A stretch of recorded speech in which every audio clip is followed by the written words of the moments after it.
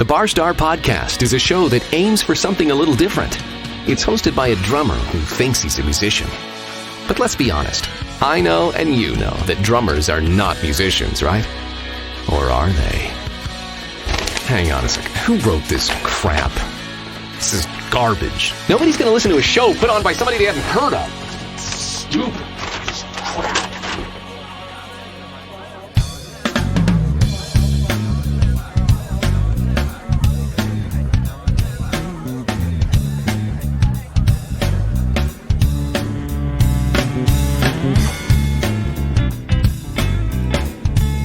Hello, hello, hello.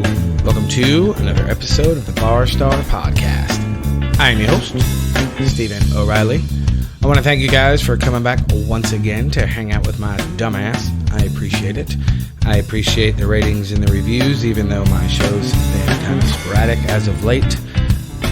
That will all be explained soon. Not today, soon, but soon. I've been working on something with recovery that I can't talk about. It's taking a lot of my time. I hope everybody is doing well. I hope everybody had a good week or month since last show I posted was a month ago. And as always, I hope you guys went out and did some shit. Today's show is pretty cool.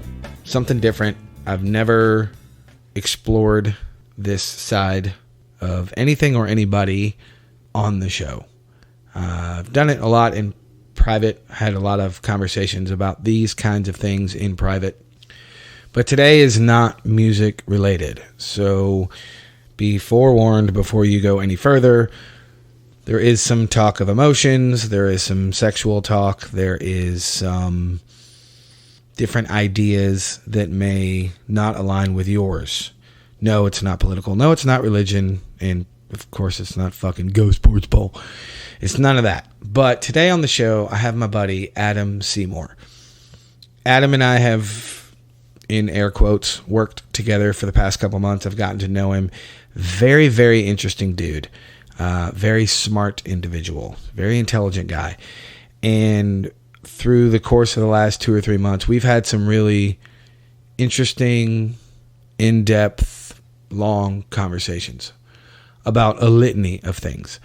So I really wanted to have him on the show because, like I said a second ago, he's got such a different outlook on a lot of things.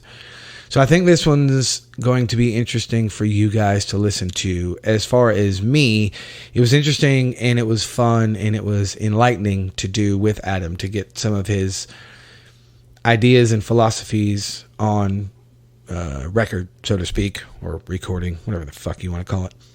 And as always, I learned a lot from Adam. I learned a lot from him when we just hang out and shoot the shit over beers. Yes, I said beers. You guys know I don't drink, but I am on this kick because I found a beer that I absolutely love.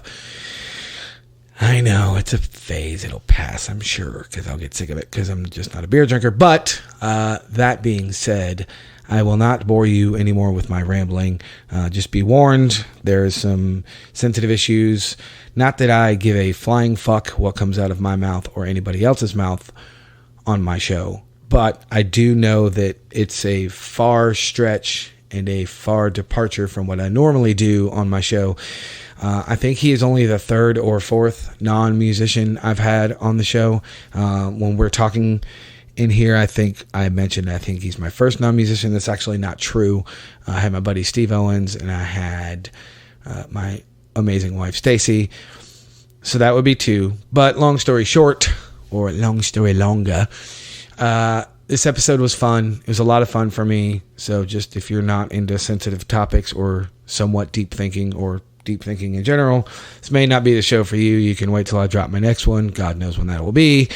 But there you go. So all that out of the way, one final disclaimer. Because of timing and because of our schedules, when we recorded this, it was the only day I had to do it, and there is a fucking lawnmower outside. And it drove me nuts. So it comes and it goes, and apparently there's way more grass out there than I thought. But there's a lawnmower that you will hear. No, I did not edit it out. No, I do not feel bad about it, because where we were in the moment and what we were talking about. I didn't want to restart anything. So you guys know how I am about my sound quality. I take it very seriously, but I didn't edit out the lawnmower. And if you don't like it, then fucking skip it and move on. I don't know what else to tell you. So that's it. I'm out of here. I will talk to you guys on the other side of this. Here is my conversation with the very intelligent, very deep thinking Adam Seymour.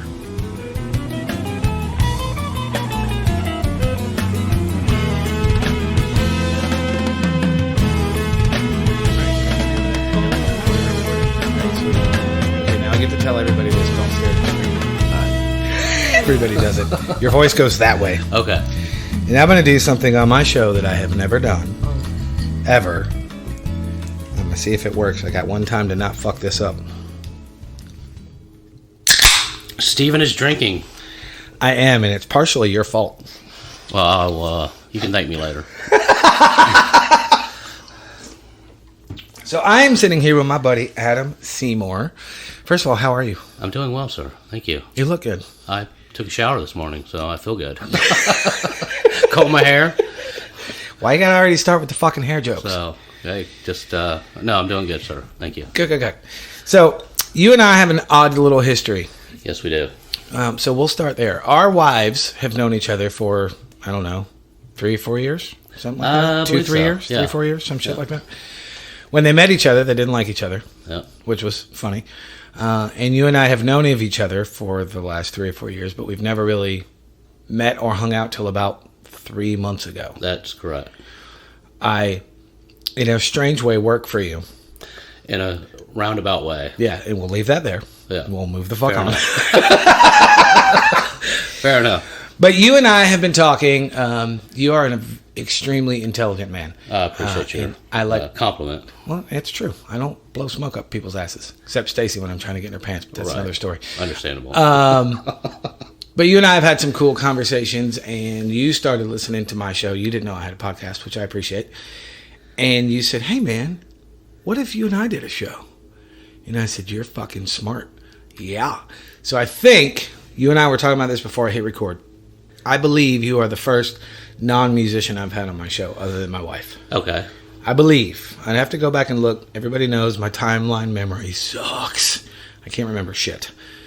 So I figured where we would start, besides how we know each other now, and I semi work for you in a roundabout way, you have an interesting outlook on inner peace that you've only recently developed, according to you. It's been a pursuit for a long time. I kind of found I kind of hit a wall, right? Especially in Western thought. I just felt like what I wanted for myself, whatever my brain was wanting, I wasn't getting satisfied. Right. I was the best version of my limited self. I feel like I still haven't tapped into who I truly was, but I couldn't find a door, which I think a lot of people who are trying to better themselves run into, because you're constantly consuming information. Right. And after a while, you kind of keep hearing the same thing over and over, just in a different way. Right. Some things happened in my life. My oldest daughter died 3 years ago.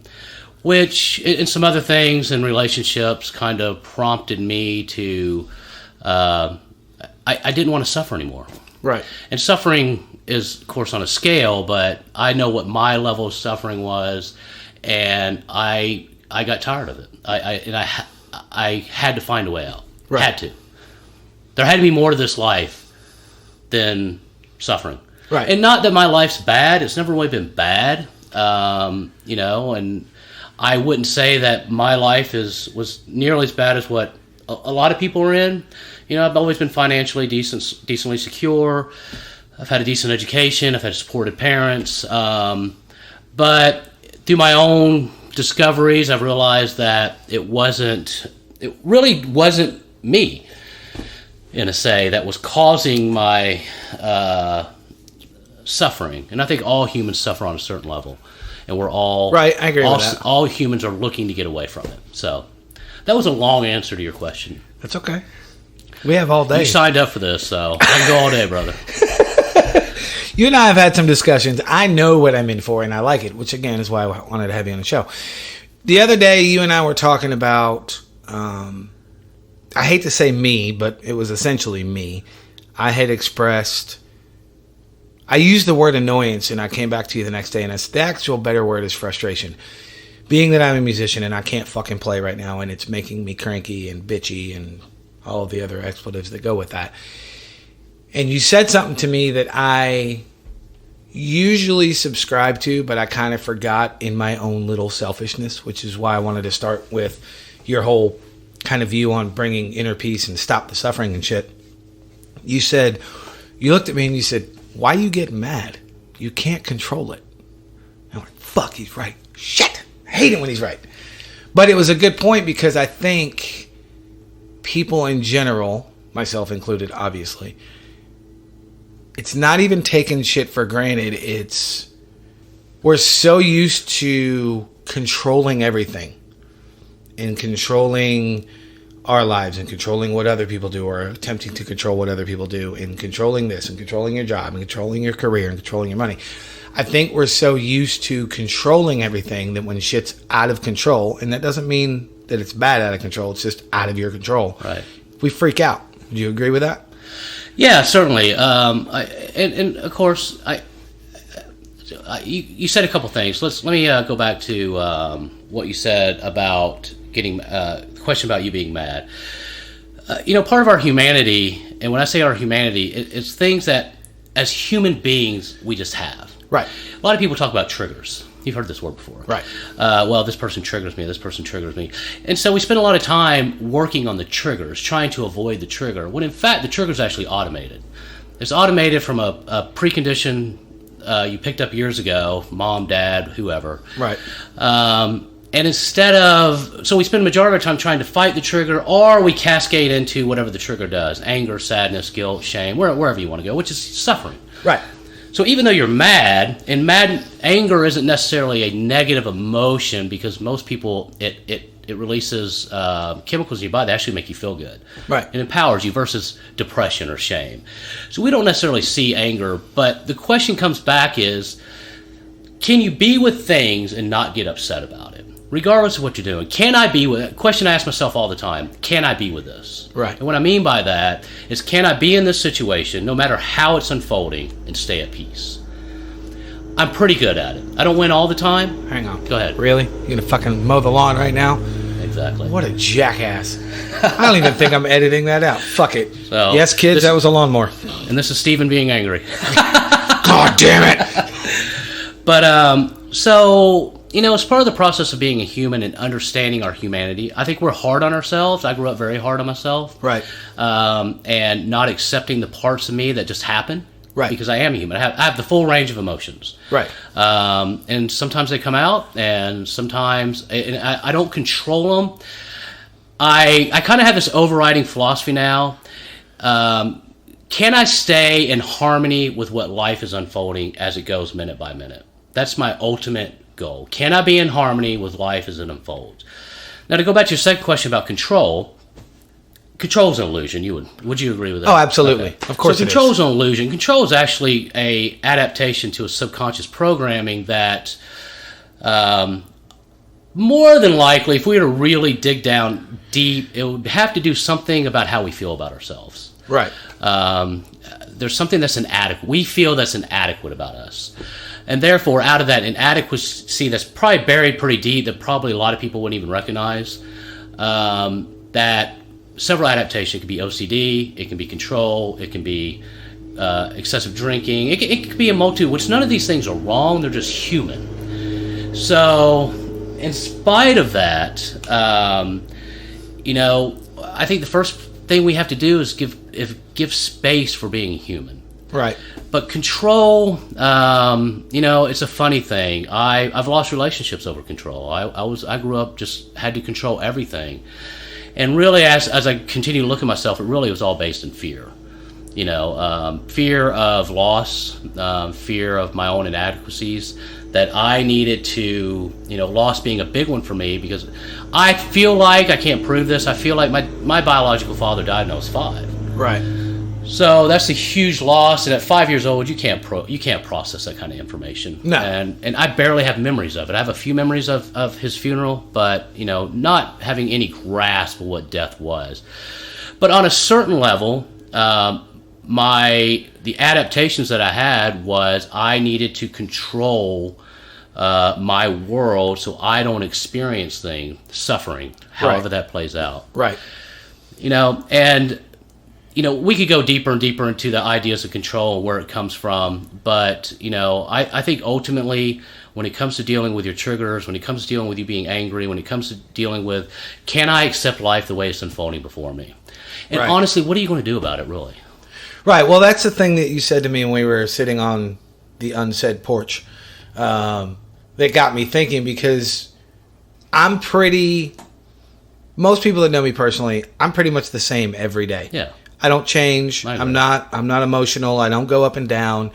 But when it's something that I fucking wake up and live to do every day, and it's taken away from me, that's where I get, ugh. And that's what you and I were talking about. And that's when you said that, and I went, fuck, he's right. No matter how much I need to do it, or think I need to do it, or want to do it, there's nothing I can do about it right now. Yeah. And it got me thinking about how we, even someone like me, for the most part, I'm pretty grounded. Yeah. I'm not going to say I'm intelligent. I'm not going to say I'm smart. I'm not going to say I got everything figured out. But I'm pretty fucking grounded. Yeah. And I don't really change a whole lot. Yeah.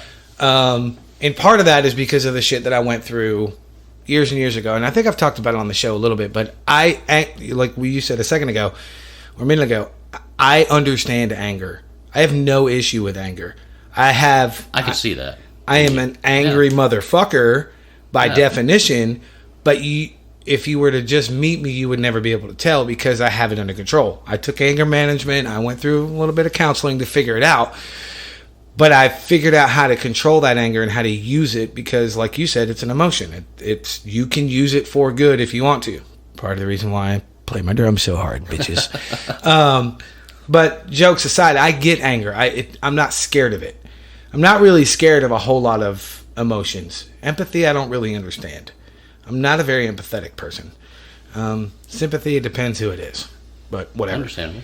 But I think that the coolest part of that conversation, it made me take a step back and look at myself and go, hang on, you usually got shit pretty figured out. What the fuck is wrong with you? And like I said, it frustrated me, and I used the word annoyed, which was the wrong word, but it frustrated me that I can't do the thing that I've been doing for 30 years and the thing that I love to do for 30 years, or whatever, however you want to word it.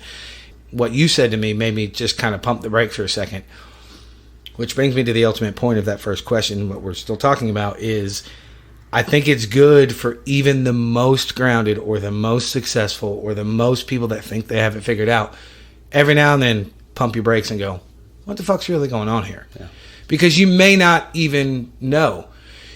The next day after you and I had that conversation, when I woke up, my thought process was completely different than I had the night before when you and I were talking. Because I thought I was pissed about one thing, and I really wasn't even pissed about one thing. It was a couple of 2 or 3 little other things that were annoying me. Yeah. That grounded in, I can't fucking play right now and life sucks, boo-hoo. You know what I mean? Yeah. And that's kind of where it started to annoy the shit out of me, that I couldn't figure it out until you said that to me. Yeah. If I could reframe something for you, just to put something in your head, you made the statement as about being angry, and you asked yourself, what's wrong with me? Looking back on an inner reflection of yourself, because you're comparing it against your stability. Right. So I'm a stable guy. I spend the majority of my time, 98% of the time, being a stable guy. But then on occasion, this happens, and I come out and I flip out. And from what you've shared with me, that anger seems to be one of your first responses when you're frustrated or Oh yeah. challenged. So that's immediately where I go. So, but in your self-reflection, and again, I'm just putting this out there for your own thought. There's nothing wrong. It's just you automatically went to self-judgment. So self-judgment was, what's wrong with me? Right. Okay. And when we start down that path, we're actually creating a resistance against our own humanity. You're allowed to be angry, dude. It's a fucking emotion every human has. Right. But even in how you're phrasing and you're using your words, this narrative to describe yourself, I'm trying to control the anger. I went to anger management. It was out of control. It was obviously making your life more difficult. That you haven't told me that, but kind of what you're saying is implying that you were having some major challenges with it. I was the douchebag that used to punch walls. Okay. I was that guy. And again, I want to, and you know, we can go. I'm not making this about you. I just want you to reflect back on your choice of words. You just called yourself a douchebag. I'm arrogant. It's my show. You make it about me all you want. I'm just kidding. You know, there's an underlying current with anger. The underlying current with anger is self-judgment. There's a constant protection about when we look at ourselves truly, when we really start peeling it back, we don't like what we see. And a lot of times we don't like what we see, but it's come from places that we've been taught how to. You picked up anger somewhere as a first response. So, I don't know. I'm sure you have a story or probably multiple stories, and none of that really matters at this point because you know it's where you're at today. Right. You know you can't do anything about your past. Your past you can't change it. What happened, and it happened exactly the way it should. Why? Because it happened. Yep. You know, there's nothing we can change about it. But which I've said that for years. Yeah, I'm a firm believer in that. You can't change it. I totally accept my past, even though I struggled with it for years. It shouldn't have been this way. Shoulda, woulda, coulda. You know, whatever. Yeah.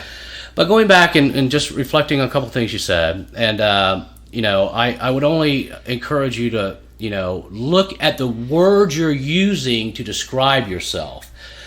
This is actually coming from a programmed response that you have. It's deep-seated in your subconscious that there's something wrong with you on a certain level. Right. Okay? And all humans experience this on some level or another. Most of us stay in it so long we never realize this ever happened. It becomes normal to us. Right. Well, I'm sure there's a point in your time in your life where anger was normal to you. Oh, yeah. It's just life, bro. Don't piss me off and I won't get angry. But you're the one actually suffering because you had to go spend the money to go to anger management, to, you know, whatever you had to do to work on your own anger. It really became an issue about yourself, not the other people that are pissing you off. So I would, again, going back again, you know, there's an underlying, you know, self-judgment there that somewhere inside you, you don't like what you see. And I would only want to tell you this. Anything you see like that inside you is completely false. And I'm going to tell you why it's false. Because it's all based in a narrative. It's all a story. And what I mean by that, it's only a story that you're telling yourself because there's absolutely no proof that there's something wrong with you. None. In fact, I would go as far as to say, and some people will struggle with this, there's absolutely nothing wrong with anybody. Okay? We are who we are. We've just been taught to believe, we've been layered with all of this bullshit that there's something wrong with us, and we have to spend all these resources trying to fix this part of us that we think is broken, or someone made fun of, or our mom and dad told us we shouldn't have been this way, or we shouldn't be this way, or whatever, and we assimilated that into how we view ourselves.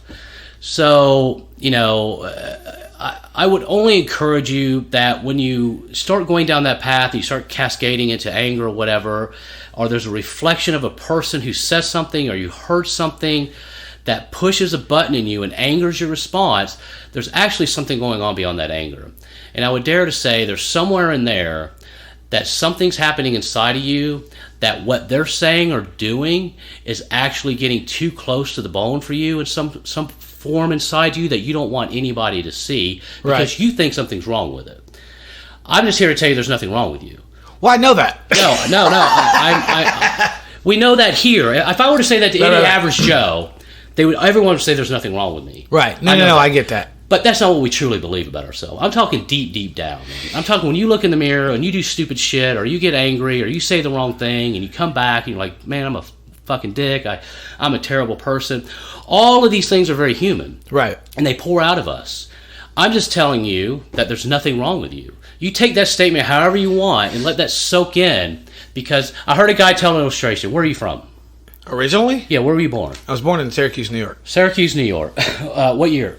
74. 74. So when you were born in Syracuse, New York in 1974, if I went to your birthing room and I took a knife and cut you open and found your original manufacturing label, okay, it's going to say Stephen O'Reilly, born in Syracuse, New York, 1974, and something is wrong with him. Okay. So would you say that would be true or not? On your original manufacturing label, would it say something is wrong with Stephen O'Reilly? No. Okay. So if the original manufacturing label is just Stephen O'Reilly, born in Syracuse, New York in 1974, if that's all it says, that's the truth. That part we know. All of that's true. Right. But what's not true is the additional part that got put on there at some point in your life that you grew up to believe, and your adaptation became anger. Right. Okay? But behind that anger, there's some sort of self-judgment going on that is still rolling around inside of you because you think something's wrong. There's a part of you that is still being covered. So if you were to look, again, go back to the original manufacturing label. Stephen O'Reilly, Syracuse, New York, 1974. That's it. Right. And I would dare to say there's nothing wrong with you on any level whatsoever, that whatever it is you're looking at, it's okay. It's okay because you're fucking human. Right. I get that, and I agree with you, but I also find it interesting because, and if I'm not mistaken, you've heard me say this actually to my wife, and it may be something that I just say outwardly and deep down inside I don't believe it, but you've heard me say, I love me. And I don't come at that from a place of arrogance. Meaning, I have, as far as I can tell, I have no issues with me. Now, if I were to dig deep, obviously I could find shit. I think everybody could.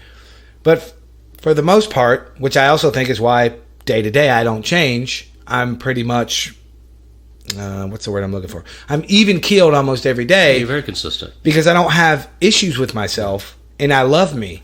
But that's why I find it interesting, because you're right. There probably is something in there that I've yet to, I guess, take a deep dive and figure it out. Because I think everybody has, I agree with you 100%. Everybody has something about them they don't dig. Whether it's physical, emotional, mentally, I don't handle this the correct way, or I can't fucking read Chinese. Whatever it is, it doesn't matter. Everybody, I agree with you. Everybody has something, but it also depends. Some people have a lot. Most people have a lot. You're right. I know. I see people day in and day out that have a lot. You're not one of them, but you're one of the few people I've met that is a very even-keeled, very consistent person in your life. Well, you show up pretty consistently every day. Yeah, thanks. I appreciate that. But what I was saying is, I think, as you're saying it, and as I'm thinking about it right this second, in this moment, which I'm recording, which is kind of cool, I think it's interesting that a lot of people, I'm struggling to find the words because it's making sense in my head, but as soon as I say it, it's not going to make sense. I find it interesting that there's people like me that I love me. I have no issues with me, and I'm not an arrogant person. Yeah. But there is some shit that I need to figure out about me at this point in my life. Does that make sense? Totally. That interests me because it's shit that I don't think about on a daily basis. Because it's habitualized. It's normal. Right. And again, I don't want to stay on your anger. There's nothing wrong with dude, your anger. I don't care. I'm just saying. I don't care. Here's a phrase I like. Life will present you circumstances and people to show you where you're not free. Okay? Life will present circumstances and people all the time to show you that life is constantly working on your behalf. It's putting people in front of you, pissing you off. As a human, we focus on the other person. Right. Okay, this person pissed me off. I don't like that person. Don't like what he said. Blah, blah, blah, blah. But actually, life is reflected. That person, you've heard that people are mirrors. Okay? Right. Which right. I don't really like because it's a very complicated term. It's very hard to explain that concept. But, the reflection back onto me is, can I be with this person who's saying what they're saying and not have any response at all but stay in love and peace? Right. If I can't, it doesn't mean there's something wrong with me. Life's just showing me, it's revealing to me there's a part of me that I have not reconciled with. I have not accepted. Right. Okay? And there's nothing the ego loves more than to keep reflecting back onto itself and putting itself into situations where it is there to remind you that something's wrong with you. Right. Okay?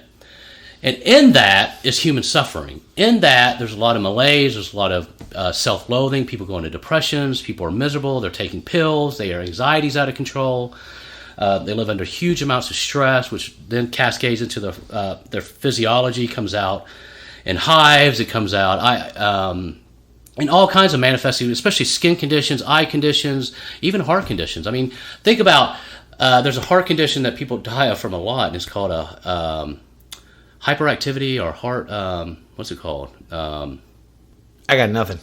I know people listening will automate. It's just the word slipping my mind. It's where the heart's overstressed. Right. And even in the description of what's killed them is stress caused this heart to fail. You know, and that's exactly what that word means. The doctors just don't use that. They got a nice little cool medical term for it. Because in Western medicine, we refuse to reconcile how powerful the brain plays upon the physical body. Right. You know, and that the fact that we live under so much stress in our daily life, that when stress is happening, you know, you've heard the fight or flight. Yeah, it's the for sure. Sympathetic nervous system. It's chemicals just being unloaded. Anxiety is there's nothing wrong with anxiety. Anxiety is a very human response system built into us to help us survive. Right. But one of the differences between us and animals, you have a cat in there. When that cat gets threatened, it will, for a few moments, its defense mechanisms will go into play. It'll be chemicals will dump into its body. It'll go in defense posture. It'll attack if necessary. And then as soon as it's over, that cat will take off. Here's what animals do, though. Animals will literally shake, like they're shaking water off. They vibrate. Right. And that's them releasing all that energy, and then immediately they go back to normal. It's done. It's over. Okay? Humans are the only mammal... Hold on to that shit forever. Humans are the only mammal that can hold on to it and recreate the same process by thought. Yep. So if you get up every day and you think the same thoughts every day, what is the end result? You're leaking adrenaline, you're leaking cortisol, your heartbeat's irregular, it's higher than it should be. You do that for 5, 10, 15, 20 years, what do you think the end result's going to be? Your heart's going to burn out. Mm-hmm. And not only that, if you can't even digest properly, when your body's under stress, the digestion starts to shut down to send blood and energy to other parts of the body because you're in a constant state of survival. We're not even aware this is happening. We just call it stress and anxiety because we've normalized it. We think this is normal. Right. People can't sleep. They're taking sleeping pills. They're shooting up. They need to have 17 drinks to go to bed. They need all kinds of compensations humans do to try to compensate against the levels of stress they have because they think it's normal. And they're taking pills, which again, I'm not judging any of that because we're all trying to survive. I'm just saying there's a way out. Right. There's a way that doesn't involve any of that. If we took a moment to understand that our brains we have millions of years of DNA. All our brain wants to do is survive. Number one thing is survive. Your brain will literally shut down the rest of your body to survive. It's called a coma. You know, that's what it'll do. You know, it'll do anything necessary to survive. And but when we live in that constant state, which only comes, and here's the key. If I can ever talk to people, if they got all of this comes from thoughts, a narrative, a story. Mm-hmm. It's literally framed in words. Literally a story that we've made up or someone's told us, and we continue to rehash this story, and then we'll go out and find evidence for it. Yep. You know, somewhere out there, we'll find out, and we'll do that for years and years and years until we think, hey, there's something wrong with me. You know, I'm just this way, man. That's just how I am. I've always been this way. Right. Instead of realizing that, yes, you have been that way for decades, and yeah, there's a shit ton of energy behind it. And yeah, you're probably going to have some physiological responses down the road that you're going to have to pay for it. But that's not who we should be as human beings. I believe as human beings, people talk about finding peace and happiness. I believe at our essence, we have peace and freedom. I truly believe that 100%. Right. It's all the peace and freedom you need is inside you.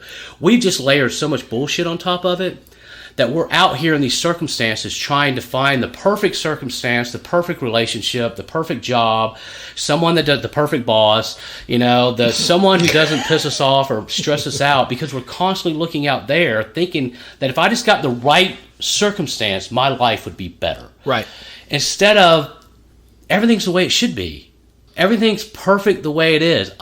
Stephen, I totally believe this, that life is always working on my behalf. I do. No matter how shitty the circumstance, and I may not like it, I may not agree with it, I may not want to stay in it. Right. But I still believe that life is always working on my behalf. Well, I think to add to that, and you, again, because you and I have had some great conversations, obviously away from a microphone, I think to add to that, you've heard me say this, most people, not all, most people do it to themselves. I would take, not most, everybody. I would say most, because you, sitting in front of me, are one person that does not dump unneeded stress on yourself. I certainly don't seek it out. I do not dump unneeded stress on myself. That's why I say most, because there's got to be more than the two of us. I mean, we're not that fucking special. I mean, I'm pretty special. Well, you and I, to me, we're blessed. And we're blessed in the sense that somehow our lives unfolded in such a way that, it's a Houdini game, man. It really is. That, right. We grow up, we're born.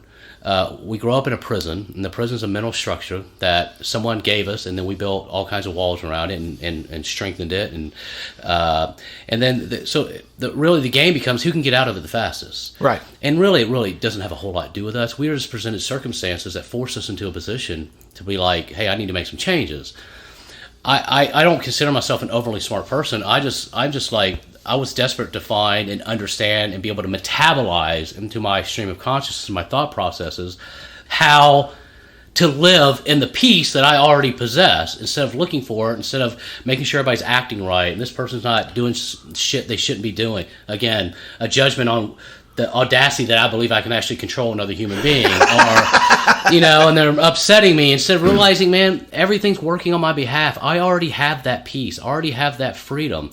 And, so again, I think you and I are blessed in that sense that we can come together. You and I have walked this earth for a few decades. Right. And we've obviously learned a few things, and we've been kicked in the balls a lot, been punched in the face. We've lost some, people we love. Yep.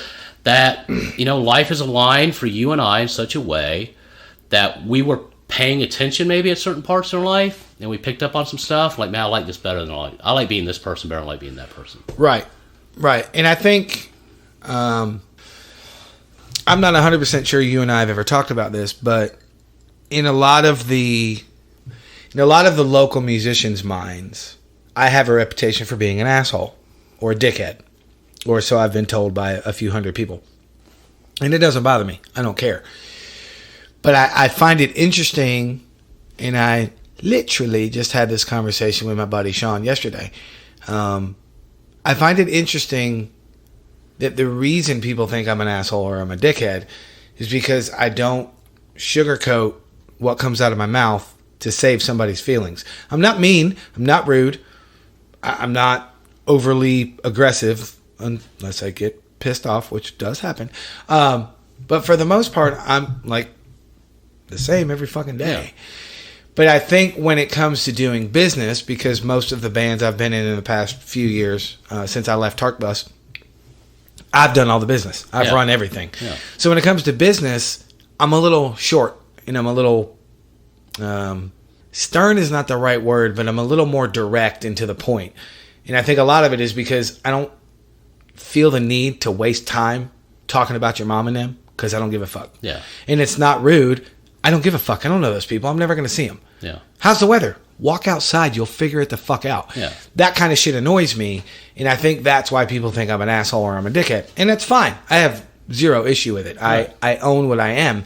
But I find it interesting that somewhere along the way, I figured out that that was the best direction for me. And I've actually had more success on that side of things versus trying to sugarcoat everything and trying to please everybody is where the ultimate point where I was going with that. Because I think when you, not you specifically, I think people who try to either A, control other people, or B, please everybody, they always get fucked in the end. You know, I've had this conversation with other people in some context of this form, that when you put boundaries down, most people that we interact with on a day-to-day basis, as Americans, we traditionally try to be overly nice to people. Right. And then when we run into somebody who's not overly nice, or they're more direct, or they have stronger boundaries, or they're they're somewhat what we might call stern in their delivery. Right. We have one descriptive noun. It seems like you're mean. Yeah. Or you're an asshole. Yeah. You know, instead of... Hi, Adam, if we met. Well, and that's the thing. I've had this conversation with Leslie because, you know, luckily you don't struggle with a lot of self-esteem issues, where a lot of people that have self-esteem issues are constantly trying to please people. Right. So that's the world we live in. You know, I would say majority of people today are trying to not rock the boat. Right. And so I would agree with that. If you struggle with a narrative that's false, that says there's something wrong with me, therefore I need everybody to like me, therefore I need to make sure that every interaction I have, that everyone's left in peace and we're all smoking the peace pipe, don't want anybody upset or mad at me, don't want any of that. They get caught, they're constantly compromising themselves, and you're not doing that. So I understand what you're saying. I think in business it's very needed. Oh, yeah. You have to be direct because it can be pretty cutthroat sometimes, but in a personal relationships, you know, you can choose when you want to have more tact or diplomacy, and I know you do. Oh, yeah, I do. You know, I've seen you. It's funny because before I met you, that was how you were described to me. You were a dick. You were not a friendly person. But I've had that. I'm laughing so hard because you've never told me that. I don't know that I've been called a dick. People think I'm unfriendly. People think I'm not a warm person. People think I have what I think people call today a resting bitch face, and I'm like, it's just my face, man. I was born with this. I didn't do anything. I didn't carve it out. I didn't stand in the mirror and hone my muscles for years to look this way. But people say I'm unapproachable.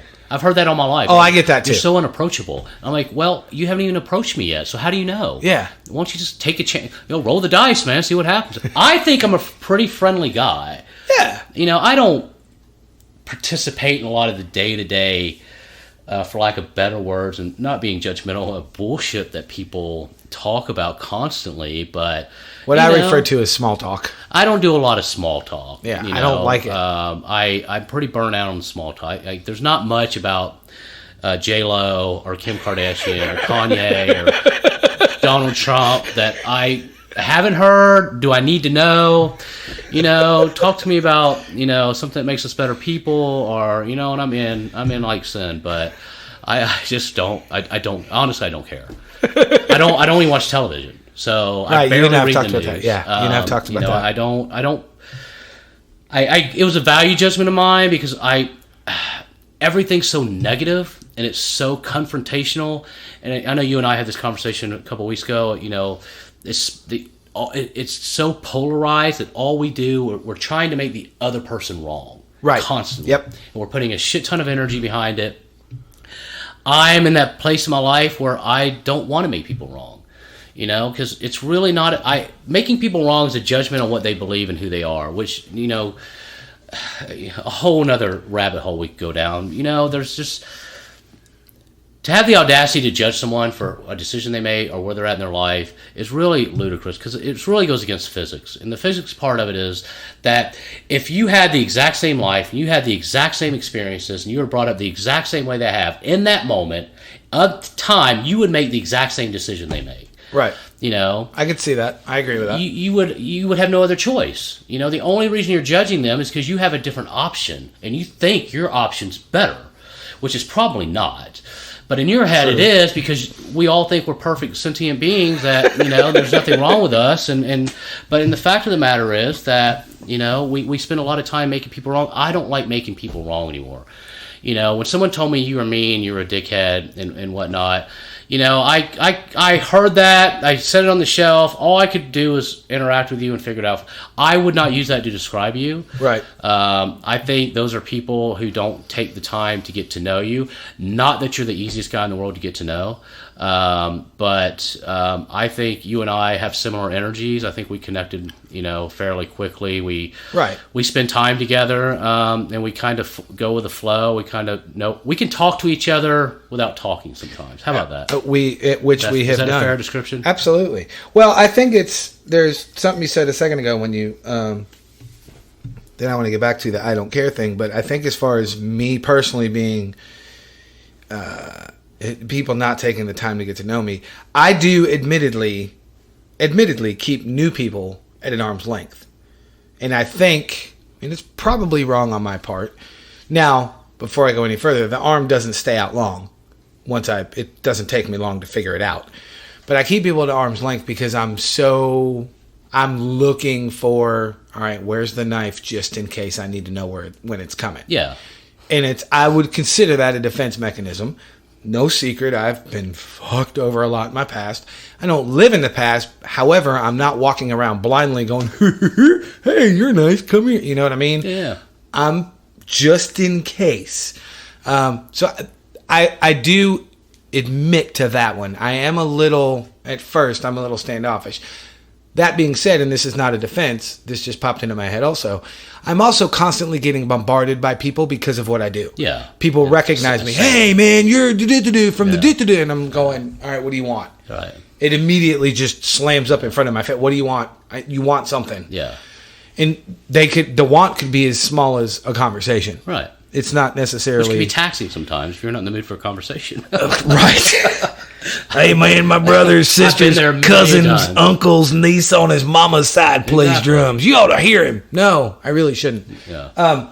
What I was going to say about the I don't care is I have said this as long as I can remember, and it took me a long time to drill it into my wife's head, and not in a mean way. There is positively, and you can feel free to disagree with me, but I don't think you're going to. There's positively nothing wrong with saying, I don't care about a particular thing that somebody's talking about. To this person or just... To this person, okay. as long as you're not, dude, I don't give a fuck, shut up. As long as you're not an ass about it or you're coming off like a rude piece of shit, I don't think there's anything wrong. Stacy and I have had conversations. She'll start to tell me something and I'll go, woman, I don't care. Yeah. At first... That was not a good thing to say to her because she didn't understand it. I can see why. You got to know your audience. Yes, you got to know your audience. And it took me a couple years to explain to her what. Now, fast forward, almost 12 years later, now she does it to me. I'll start to tell her something. She'll go, honey, I don't really care. And I do not get offended. I'm like, sweet. Now I don't have to fucking waste 10 minutes explaining this shit. I don't think you're wrong because, well, one, I hate the word right and wrong. I hate the word good and bad. Well, you know what I mean. I take those out of vocabulary. So... However, I actually did use the word agree. There's choices and consequences. So I would say, again, it depends on who you're talking to. Yeah, know your audience. It depends on the relationship. Right. If I didn't know you and I didn't care if I ever saw you again and you and I would never interact again, be like, dude, I don't care. You know. However, if you and I have a relationship and I, on some level, want to keep that relationship conducive, whatever it is we're doing together. Right. There are times I will... I like how you did that. That was good. there are times when I will sit a little bit longer and listen. Right. Only out of... I got to think how to say this properly without being misconstrued. Because a lot of people use this word, they think it really has a negative connotation. A lot of people say it's manipulation, which I don't think manipulation is part of the way we interact with people. We're constantly everybody manipulates everybody on certain levels, but I don't think it's a negative thing. It's just been sold in a negative light. So if you and I are working on a business and we're talking a little bit, and you're telling me something about your personal life that I personally don't really care about, right? But I sit with it for a few minutes, let you get it out. You walk away thinking I cared about, our business will probably do a little bit better. No, I agree with that 100%. So, in a way, that's what I mean by it. It's a form of manipulation. I agree with that 100%. I think what I mean by telling somebody you don't care is okay. I think that going back to the people-pleasing thing or always trying to make other people happy, people are afraid to say... please don't waste 10 minutes of my time on this fucking story. I don't want to hear it. Well, they're afraid to say that to whoever it is. But keep in mind, it's because you don't struggle with things other people struggle with. Yeah. So you don't really have those self-esteem issues. You're not constantly looking for approval. Or validation. Validation. These things might seem like foreign. I don't know that you ever have. These things may seem like... Oh, of course I did years ago. Yeah. These things may seem like foreign concepts, and you're like, why? And going back, you said earlier in our conversation, you struggle with empathy. So if we can kind of bring that back in, I didn't grow up being... This is where Adam corrects me. I didn't grow up being an empathetic person. I had to learn it. Right. Okay. I had to watch and try to understand it. So I can, for me, empathy is putting myself in somebody else's shoes and trying to understand what they're going through in that moment in time with the experience based on where I think they're at. Right. I probably wouldn't have the same response because I'm in a different place, not because I'm better.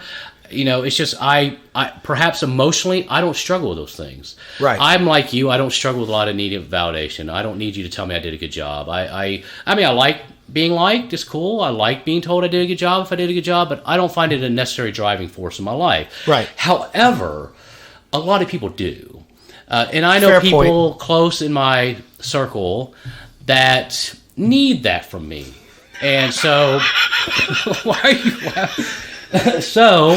Because it's obvious we're being so cryptic and we're going to keep doing it. I'm going to keep fucking laughing about it. So, there's people within our circle where, I do it out of love. I do it out of concern and care. And right. That I try to understand that and if I can help them move out of that area, get further and further away from the need of validation, but that can never be reconciled until they reconcile why they need the validation. Right. So we keep cascading down into deeper things. So I do have compassion for people like that. There's a guy you and I know. We won't say his name, but he really struggles with validation, and it's to such a level that it makes him ineffective at what he does. Agreed. So agreed. And I know he really struggles with it, and I've talked to him about it a few times. And until he can get past that, it's obviously already has affected his whole life. But what he's trying to do, it'll never be manifest because, right. For lack of better words, he can't get out of his own way. Right. Because of personal things. There is a level of compassion I have for him. However, because of our relationship, I have to do things in different ways that I can acknowledge it. I can use it when I'm conversing with that person, but I still have to go my own way. I can't coddle people forever. I'll help you. Right. I'm here all day to help people. I won't coddle you. So I don't do needy. I have a problem with needy. Needy's coddling to me. You're not wanting help. Right. We're past help. Right. Now you just want unwarranted attention. Well, that's why I went straight to the word needy. Because if you coddle after so long you doing the coddling, then it becomes needy. This is why everybody thinks Steve's a dick. He just cuts right through the mustard, man. I'm over here trying to be diplomatic and choose my words wisely. He's like, shut the fuck up. But I'm an energy guy. I really learned to hone in on energy. I feel like you and I have a like energy. We do. And I'm very receptive to you as a person. I'm attracted to people that have a certain type of energy, and it's not only verbally. I can pick it up through the phone. I can pick it up through the way they write, certain words they use. Right. It just kind of conveys to me where they're at in their inner space. So, I'm very I would describe I'm very peculiar about where I invest my time. Right. Based on that person's energy. Oh, I get that. Because if you have similar energy or an energy I'm attracted to, and it can be male or female, you have something to give me in life. And I don't mean that in a usury way. I just mean in a sense of, obviously there's something vibrating about you that I like. And I kind of want to get in on some of that juice, man, and find out what it is about you. And you have that. I don't know if it's your... Well, Shanks. I don't know if it's your persona, if it's your music background, or wherever you've picked it up from. But it's my rugged good looks. It could be your rugged good looks or whatever. But you're laughing way too hard over that. You like the way my head shines in the light. As you can see, humility is not something Steve struggles with. But yeah, I'm an energy guy, so I don't like wasting my time. Again, I'll show up for you if you need me. Right. And needing is not just like, hey, I need some help. Okay, here's some help. Here's my advice. And then I see you do it, I'll show up a second time. For sure. Okay, but the first time after that, if you blew me off, and it's not that I don't have compassion, I just have better things to do in my life. I can't save the world, and I'm not trying to. Right. I've said this on my show, and if I'm not mistaken, I said it on my show with her on it. I do not need Stacy in my life. I want Stacy in my life. I think that's a very healthy way of looking at a relationship. I don't need her. Yeah. And vice versa. She does not need me. She wants me. Yeah. And that's a lot of the reason why our life works. I don't remember what you said 5 minutes ago that made me think of this. Probably when you were talking about empathy. Thank you for listening. That's it. Show's over. Fuck off. No, there was something you said, one sentence you said that made me think of this, and I just can't remember what the sentence was specifically, or pacifically, as your wife says. But you were talking about empathy. The way you look at people, or the way you try to help people, or watching the way people react to shit. One of the things I used to teach my students, you can take 10 drummers, give them 10 drum kits that are identical, 10 pairs of sticks that are identical, 10 pieces of sheet music that is identical, and you sit them all down, you're going to get 10 different fucking interpretations of that shit. Yeah. Because nobody thinks the same. And I think somewhere last 20 years of my life, I started to kind of pull that out of music, and I started pulling it out of people, going, it's okay to think different than fucker A, B, and C. Yeah, definitely. But I still, and the reason where I'm going with this is I still have yet to put my finger on empathy. That makes sense? Yeah. It's weird for me because I get walking in somebody else's shoes. I've played covers. I've done originals. I've done everything. I've learned other people's shit. So I get the whole walking in somebody's shoes for however long, a minute, 10 miles, doesn't matter. It's irrelevant. I get the concept of it. I understand it, but I don't fully get it. I just, and you can expound if you want. I find that interesting. Until it becomes a necessity in your life, and it may not ever. It may not be something that you find necessary, and that's okay. Right. Everybody doesn't have to be empathetic. I find it for me because of what I'm interested in doing in my life. Right. That it makes, the more empathetic I am towards people, the more vulnerable people will open to me, and the more open they are to me, the more I feel like I can talk to them. And hopefully do it in a relatively short amount of time. But see, that's interesting though, because when you start talking to me too much about your personal shit, especially if we don't know each other, you and I, different story. We've spent, even though it's only been 3 months, we've known of each other for a long time, but we've been working very closely together last 3 months. So we've spent ample amount of time together. But in a relatively short time of getting to know you, again, I make a joke about it, but I mean it. I don't want to know about your mom and them. Yeah. Don't tell me what your mama used to do to you, because I don't give a fuck. Yeah. Because 9 times out of 10, in my personal experience, when that story or those stories come up, then the immediate expectation from that person is, help me. Yeah, there's probably some validation being put out there. They're wanting something. And again... And the help could be small or big. Yeah, it's not. I'm using it as a blanket statement, but I've come across that so much that I think that's part of the reason why everybody blames it on me being from New York, and that's a great joke, and it's awesome, and I love it. But I think that's part of the reason why I am the way I am with the shortness. Now, Stacy or you or even Leslie at this point, because we're kind of close too, and some of my really close friends, those motherfuckers could talk to me for hours, and I would never tell them to shut up. Yeah. I have no issue with it.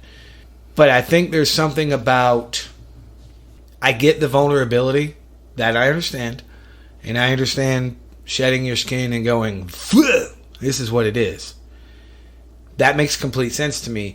But I'm always leery, leery is a good word. I'm leery when people do it too soon.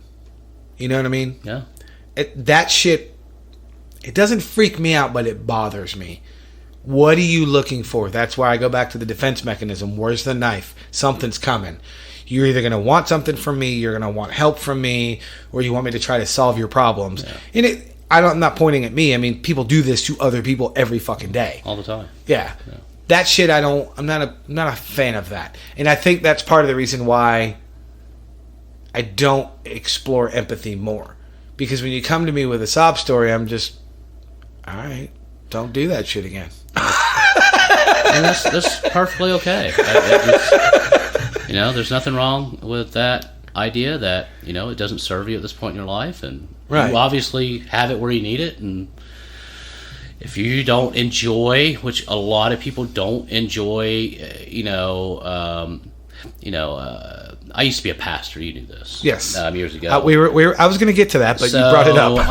It's kind of always been a part of my life wanting to try to help people. Right. In some form or fashion. Right. Whether it's financially or through some kind of other support mechanisms. But, so for me, it's kind of,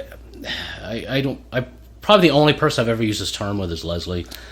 To me, it's kind of a life calling. It's my purpose. Right. I didn't get what I know just for me. It just can't be. It just can't be. No, that makes sense. And I'm not a higher purpose guy. I'm not one that subscribes to a metaphysical being. But I just feel whether it's a podcast and if one person hears something I said and it changes their life, then they're going to change the next person after them, and to me it becomes generational. So I feel that empathy was something I was missing in the past, where it's balanced me out. How about that? No, I get that, and not that you're imbalanced. I'm not implying that. No. I know that. It was what I needed to do, what I wanted to do with my life, to really be able to listen to people. Because even here, a lot of times when people are having conversations, we're always somewhere else. I'm here with you. Right. I'm in the now. I'm present with you. I'm listening to the words you're saying. And I'm listening also with some empathy too, because, as you choose words to describe certain things, you're also describing the way you see the world. Right. So it helps me understand, who you are more as a person, and not only that, the vastness of who you are as a human being, because you have, a total different life that I've never had. Right. I know shit dog about music. Other than how to push the power on a radio or put my CD in or turn my iTunes on. But, how to buy some earbuds, motherfucker. Leslie's brother is a musician. He's a drummer also and been in music and so on. So I'm always fascinated by that skill set. Right. Drums for me has always been fascinating because it's a total body movement. Yeah. Versus, and I'm not saying guitarists aren't just, I'm not saying that at all. I hope nobody takes it away. But to me, when you're moving all four limbs in opposite directions, to me that's pretty impressive.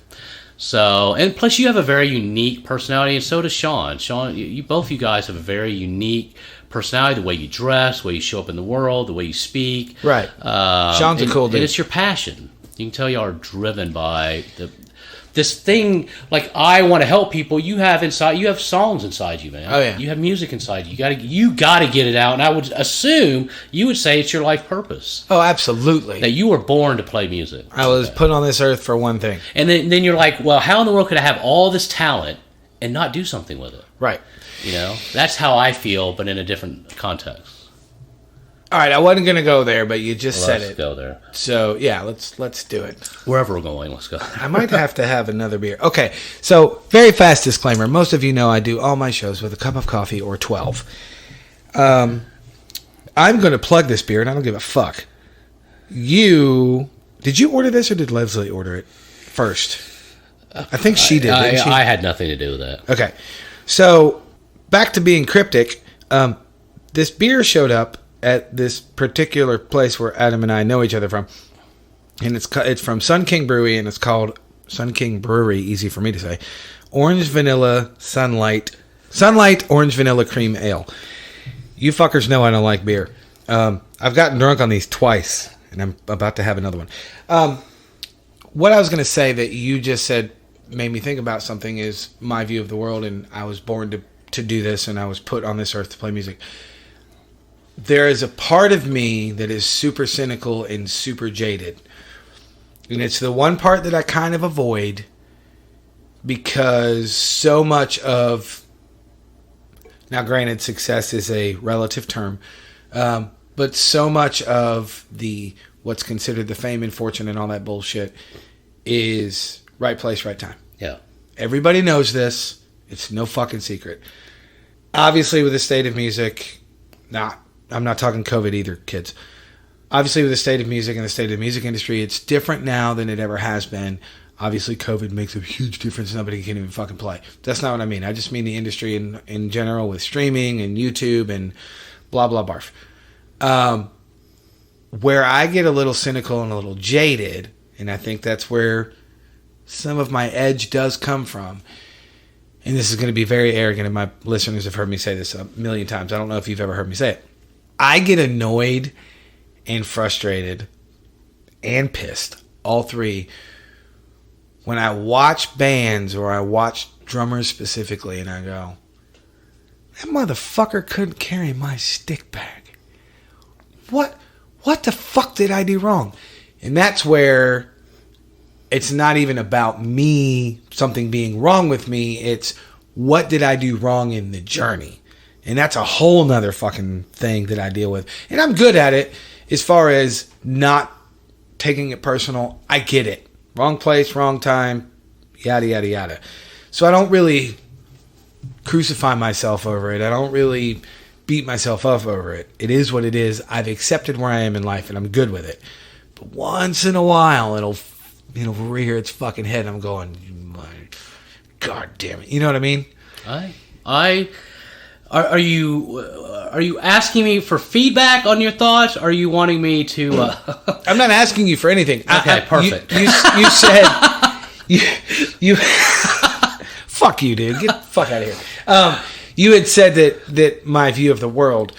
Sometimes my view of the world is cynical and jaded because of that. Yes. Is the point that I was getting to. I don't need validation. If you want to give me feedback, feel free. I would not give you validation on this at all. Feel free to, but I know what it is and I've accepted it and I'm okay with it. Is what I'm getting at.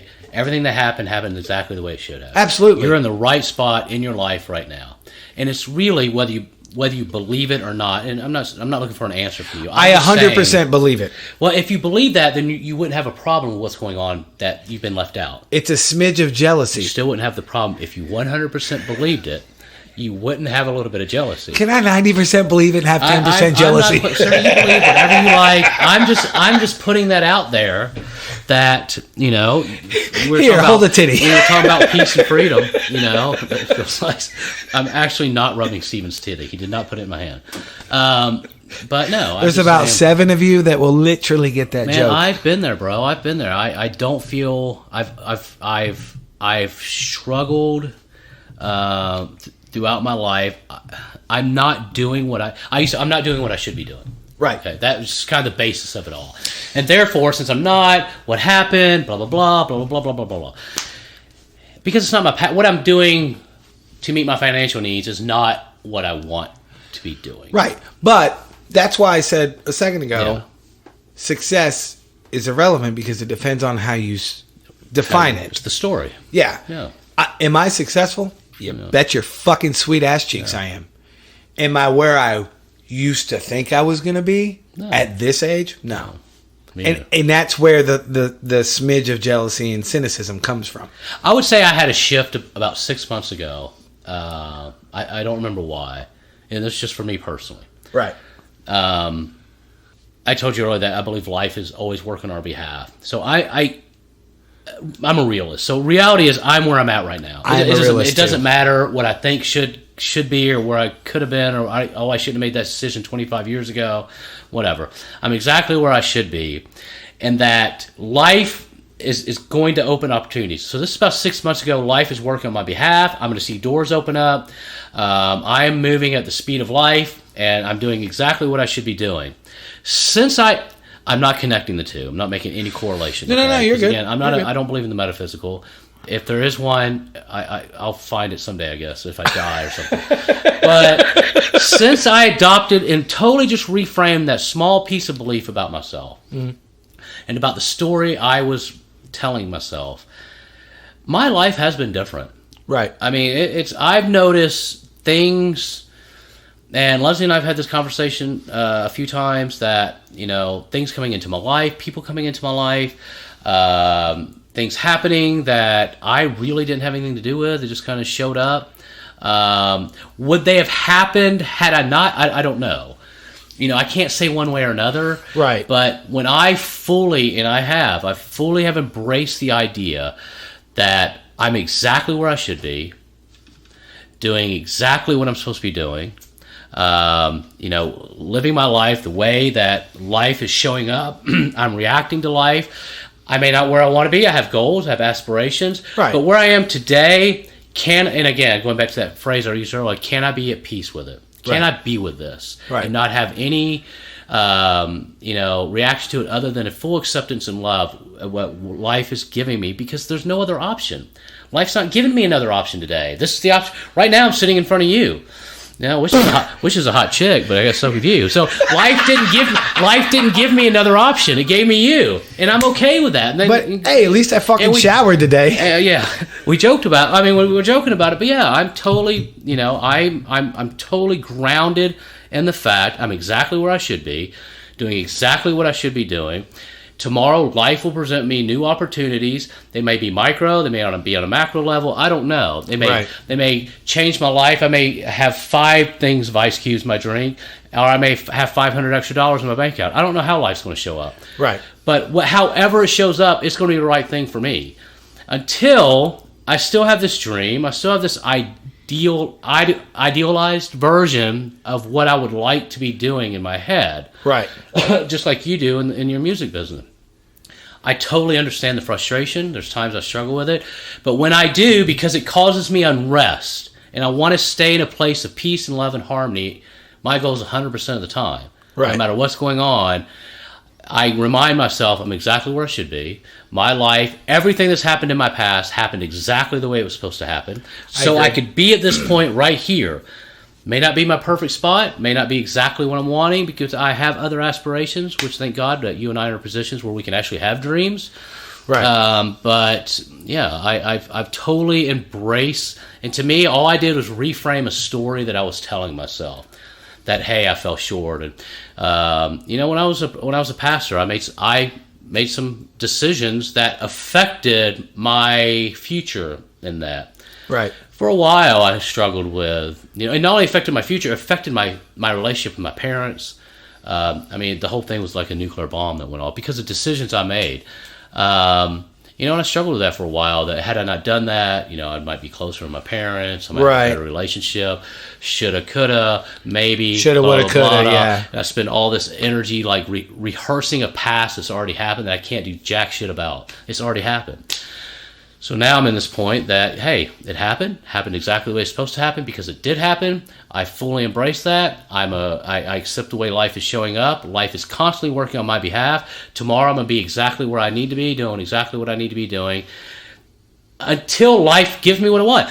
But if you want to know where you're at in the true state of happiness and peace in your life, if I were to tell you today, Stephen, that you could never play drums again in your life, never, how would that sit with you? And I'm not asking for an answer. I'm asking to put, because I've answered that question because I want to do something so bad, and I know there's a possibility at my age at this point that it might not happen. Right. Okay. I got it. I have to accept, because again, I have an intimate relationship with reality. I try to stay focused and grounded instead of living in a magical world of what I should be doing. Right. And, you know, so I've had to ask myself, what if it never happens? What if that never is realized by me? And can I be okay with that? Today, can I be okay with the fact that it's not going to happen? And I can be at peace with that and still accept life. Because to me, I'm still putting energy, because the dream I have for myself is only limited by the knowledge that I currently have in today's world. Right. Because a year from now, life's going to be totally different. Oh, for sure. So I may have something new and be like, fuck, dude, I'm glad I didn't fucking do that. I needed to be over here. you might be like, dude, I want to be on a big concert, and then something might come up. Some guy may ask you to do something. You're like, you know what? I don't miss playing these concerts because I'm making more money doing this. Right. So does you understand where I'm going with that? It does, and you can. I shouldn't say you. I can break this down in 100 different ways because it goes back to, at least in my world and in my head, how you define success. Could I be okay with not achieving the goals that I've always had for myself and live at peace? Yes. Could I be happy with never playing drums again? No. Because I can play on many different levels, and I can make many different levels of income. I've had months, and I've talked about it on the show, so it's not a big secret. I've had months where I've made $10,000 a month from behind my drum kit. Right. And I've had 10 months where I've made $100 a month from behind my drum kit. Yeah. Speaking drums only, not been in both working worlds. Or whatever. Yeah. But yeah, speaking drums only, music only. I've been in both worlds. Both worlds make me equally happy mentally. Yeah. One is just better for the bank account. Could I go the rest of my life and never play drums? No. Could I be okay with knowing that there is no way in fucking hell I'll ever reach my original goals and dreams? Yeah, I'm okay with that. Yeah. Because I'm in the second half of my life. I'm 45. Yeah. I'm okay with never being Joe Blow fuck rock star on a tour bus and all that shit. I've got to do it. I've been on tour buses. I've done I've recorded, I don't know, fucking 75, 80 songs. However many records that is, because some were full records, some were demos. I've done all that shit. Yeah. I've been very fortunate. I've busted my ass, and I'm very good at what I do.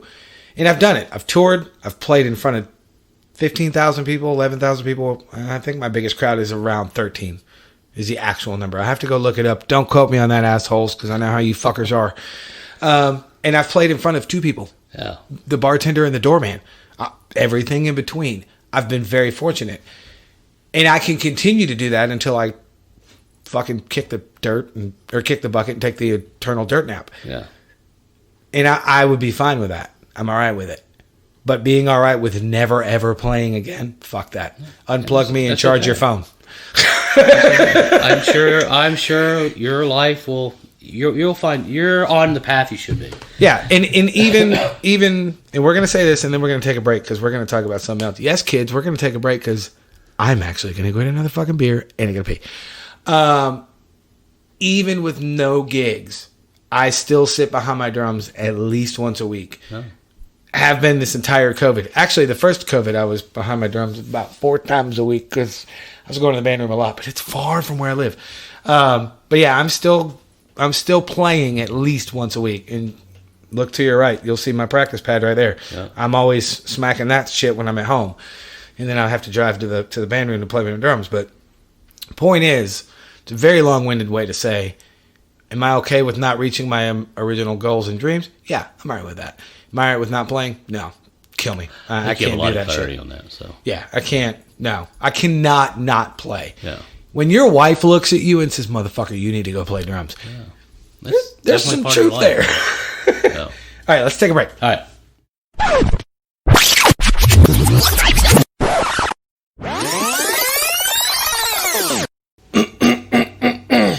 See if I can do it again. You did it. I did it twice. Look at me. Okay, so we really did take a break because I had to pee. And apparently I had to get another beer. Mm-hmm. Oh my God, now I sound like every other fucking dude. I had to get another beer. I had to get a beer. At least it's not a Bud Light. You're right. So, one of the things that you and I have talked about in the past is, and I don't even know if this is the correct word, so you'll correct me if I'm wrong because you're way smarter than me, is your lifestyle choice. What exactly are you referring to? I like how you giggled. That was good. All right, go ahead. I just made Adam giggle. What are you really wanting to ask me, Steven? Oh, I'm not wanting to ask you anything. I'm not 100% sure what to call it because you're not. I mean, I guess in a way you are, but you're not. I want to clarify what you're asking. You're not a full-blown swinger, but you have those kinds of philosophies. That's why I said lifestyle choice because you're not 100% a full-blown swinger. Okay. You see what I mean? Yes. That's why I wasn't, what's the word? I wasn't skirting around it. I just don't know exactly what to call it because you're not a full-blown swinger. Well, of course, live in a world of labels, which I shun at every turn and opportunity that I can because I hate them. I do too. But I like to call myself intelligent, tattooed white trash. Well, we have to use labels to help people context what we're talking about. So you're referring to my relationship with Leslie. Yes. Which we've been together now going on 14 years. We have... Which, by the way, kids, just so you know, Adam brought this up to me off mic, so I'm not probing and trying to throw him under the bus. Yes. So I'm trying to think of a way to describe... Well, ask me a question. What are you wanting to know? You kind of introduced it and you kind of made a statement. You didn't really ask me. What are you asking me? Because it's a huge subject. You are correct. All right, we'll narrow it down so it's not so vague in blanket terms. You have talked to me about you have had dates with other women. That's correct. And Leslie has had dates with other men. Correct. I guess the actual real question I want to know, which you and I, again, we've talked about it a little bit off of mic, but not in depth. How did that come to be, or was it always there from the get-go?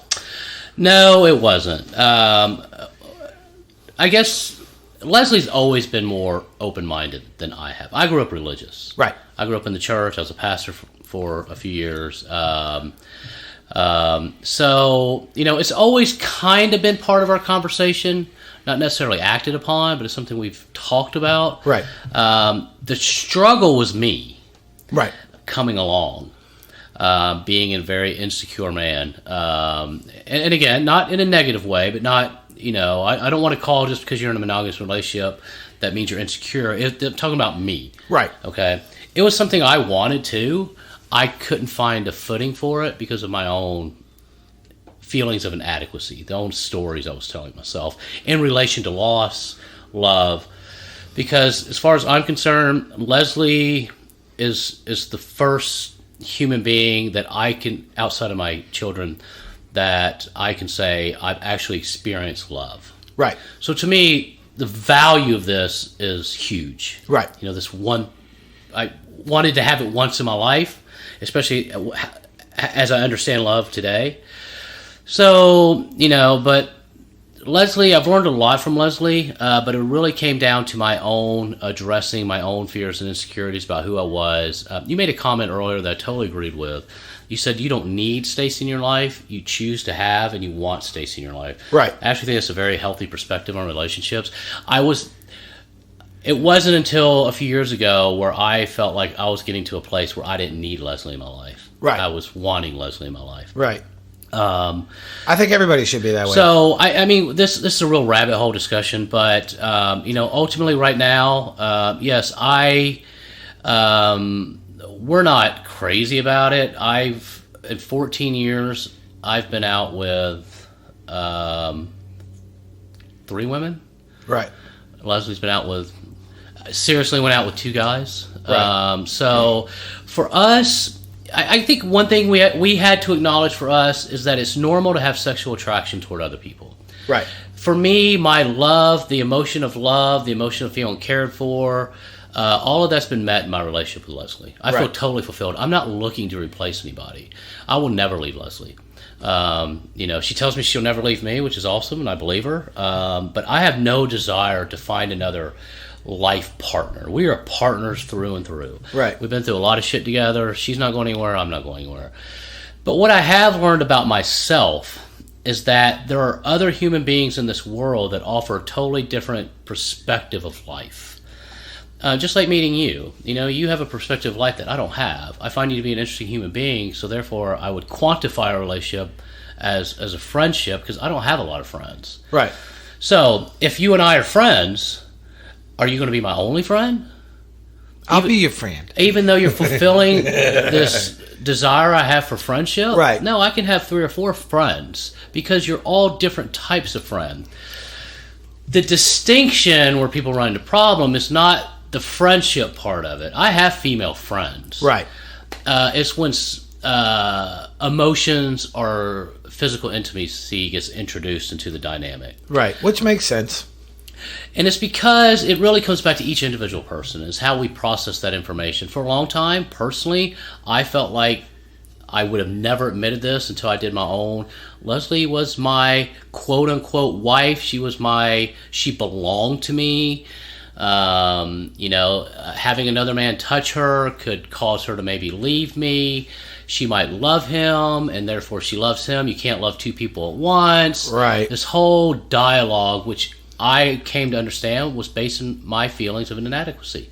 That I wasn't lovable, that I had to control this person, I had to protect this relationship at all costs and keep her close to me.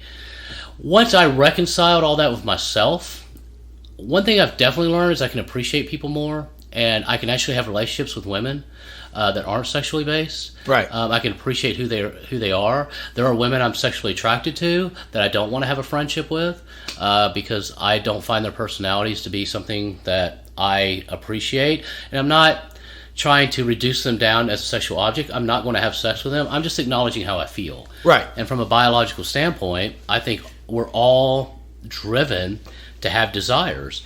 I'm not judging people who say I never have a desire. That's fine. It's not for everybody. I will tell you this: it's not an easy road. Right. Especially unless you're just born with that, which I think Leslie kind of was. She doesn't seem to have any hang-ups about a loss of love, loss of intimacy. She knows we're committed. To her, it's fun. And she can have a friendship with somebody. She can go out to dinner. And I've learned to appreciate what other people can do for her. Right. She talks to a gentleman right now, totally different personality than me, totally different guy than me, much shorter than I am, which I make fun of all the time. But they're great. I know their friend. He's my friend. I talk to him. I have his phone number. I called him. In fact, we were making fun of Leslie, and I called him last night to tell him a joke about Leslie getting pissed off at me. And I appreciate that I have that relationship with him.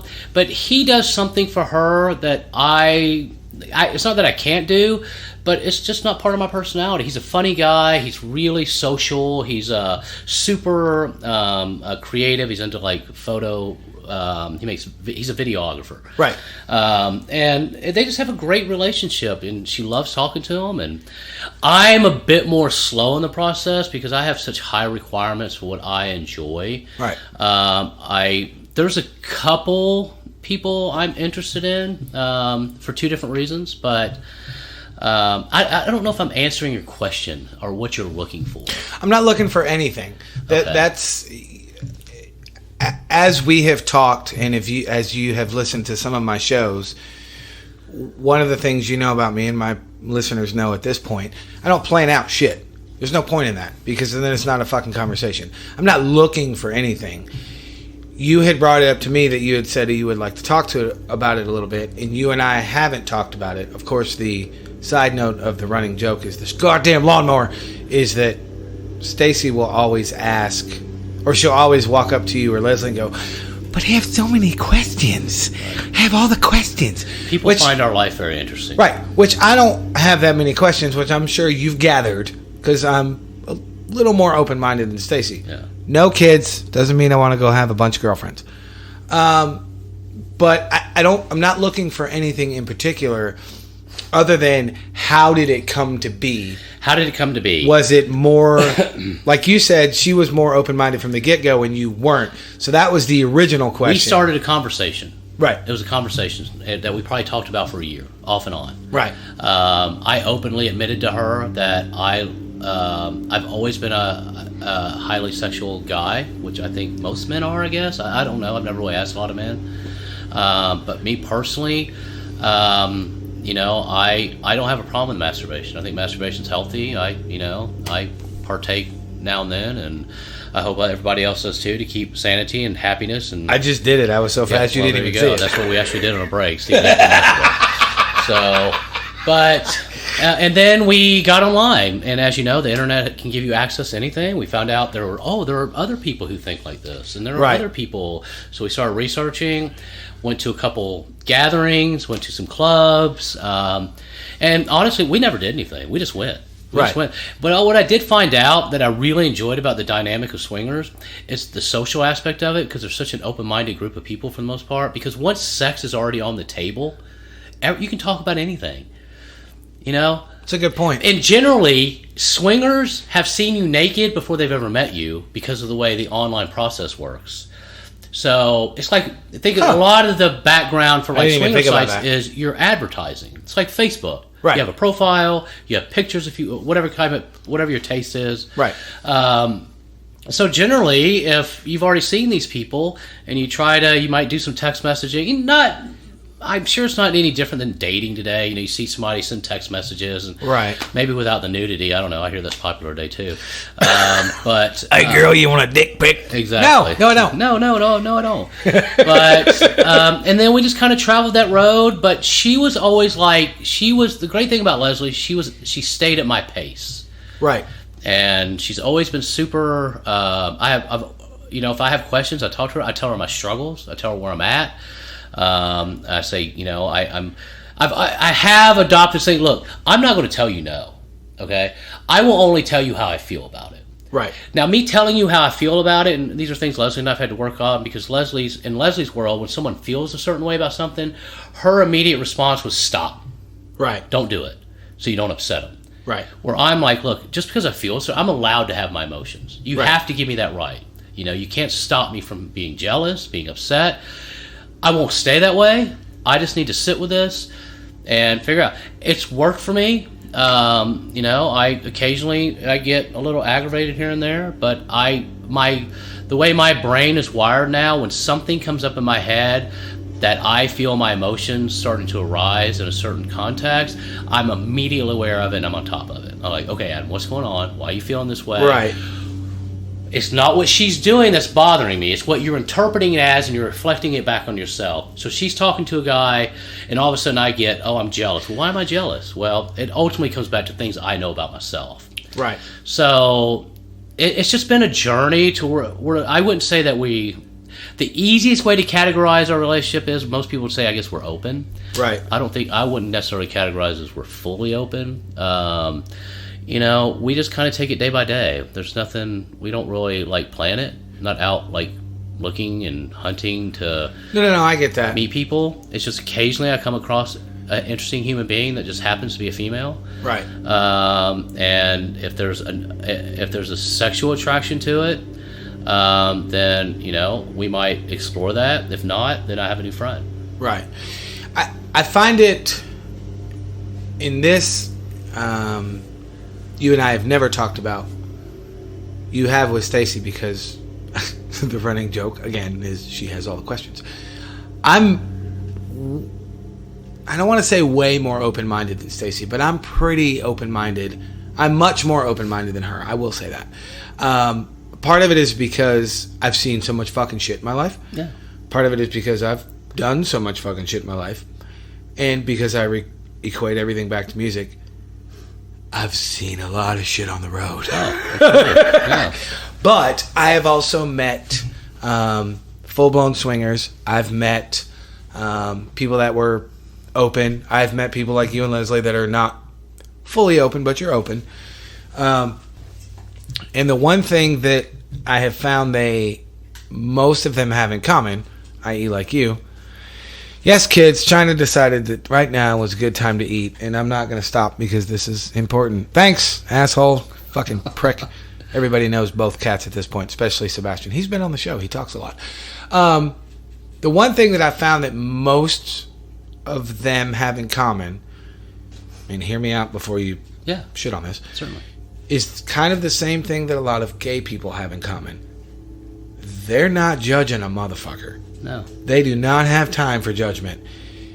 Part of it is because they've had enough judgment cast on themselves, but the other part is because they're so open-minded to everything, there's no judgment about shit. And no, I'm not editing out Lawnmower either. Fuck all of you. Just deal with it. I can't control whatever his name is out there. That part, to me, sex aside, intimacy aside, physical attraction aside, the mental part of not judging anybody for any reason, that is what attracts me to it.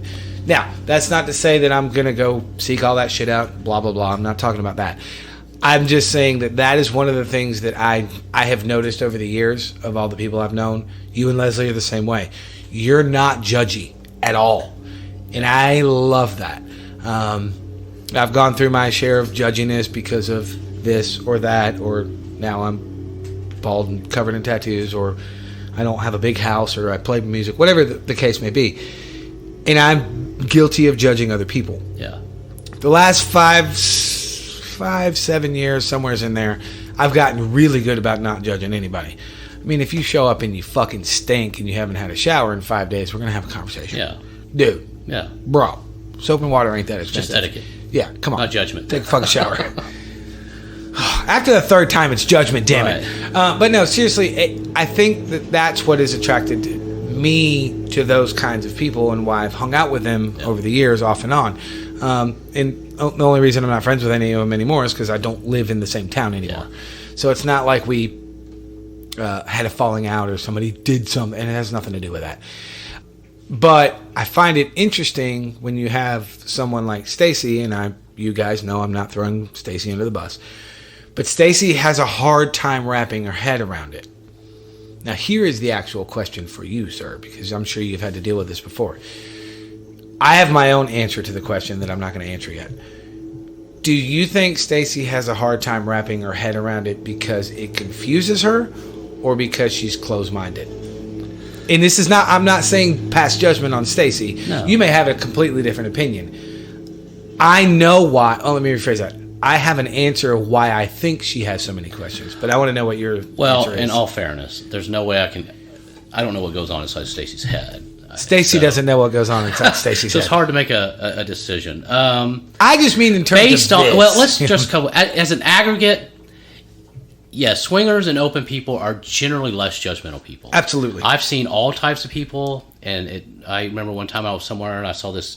She had to be 80-year-old lady. She was walking around naked, and it made my heart so happy. I was like, dude, 80, she just doesn't care. And she don't give a fuck. She has a place where she can express herself. And I've been to gay bars, I've been to cross-dressing, I've been to all kinds of events that I've seen, and I'm like, I'm awesome that they have a place where they can express who they are. Saying that, on a micro level, there's wars going on inside there. It doesn't, and there's a lot of critiquing going on within the context. It's like I used to be in the military.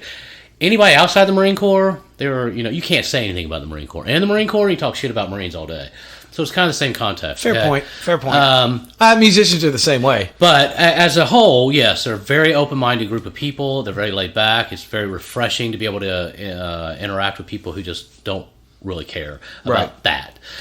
As far as addressing your question, it's an individual journey for each person. There could be I had a lot of questions, but I eventually realized those questions were all coming from a place inside of me that it didn't really matter what you told me, because I knew the right answer. Right. I knew overall it was okay. Right. I really didn't have a judgment about the action itself. To me, I didn't have I don't have a moral sense about it. I don't deal with religious influence. I had that in my life. I cast all that off that a lot of people have to deal with. They have to reconcile that with themselves. They have to reconcile the fact their parents might find out. I mean, there's just a lot. Their jobs might find. I mean, there's a lot of movement going on there. Right. Because there's so much shame built around this subject. As far as the individual, I think those questions are stemming from a place of unrest inside you. I can't speak for her. There's probably a part of her that is highly interested in it, but there's probably also, knowing what I know a little bit about Stacey, there's probably a counteraction going on in there. I think that's a little self-judging on herself, or maybe feeling a certain way. And I don't know the extent of conversations you all have had about it. Maybe she doesn't want to bring it up. She's afraid you'll get mad, or whatever. It's extremely complex, and only the dynamic of two people. I can answer you this: if it enhances your relationship, and it's something you both enjoy, and you both can use it as a growth tool, because you will grow from it. If you have an insecurity, it will come out. I promise you. If you have an hidden insecurity somewhere, you're gonna find it. This lifestyle will find it, and you will have to deal with it, or it'll either stop it, or it'll damage your relationship. Right. And So if it's fun, if it's enhancing, it won't fix anything. I would never. I've heard people. Well, what if we become swingers? We'll make our life better because our relationship. It's like saying, "Hey, let's have a kid. It'll make our marriage better." Then that shit never works. It's the same principle, and it's ridiculous. No, so that's kind of where we felt like it's definitely enhanced our life. It's made our life a lot better. The cat's taking a shit while we're talking here. Yeah, he is. Anyway, so you guys are used to it. No judgment though, cat. You do you, bro. This is an open air area. Technically, we are kind of in his bathroom. Right, this is true. Or his bathroom's in our room, whatever. So yeah, it's got to be a conversation between two people. And go ahead. I was gonna. No. I just ultimately that's where it comes down to. If you and your partner, I've talked to people like, I want this so bad in my life, my partner doesn't. That me and my partner are gonna have to make a decision about whether our relationship's right for each other. I mean, there's people who've had those conversations like, I want this, you can't do it, so let's go our separate ways. I want to find somebody. Right. But you don't know that till 10 years later, so it's kind of a shitty deal sometimes. Sure. But thankfully, our relationship we've always been kind of growth oriented. It's always been, our life is not static.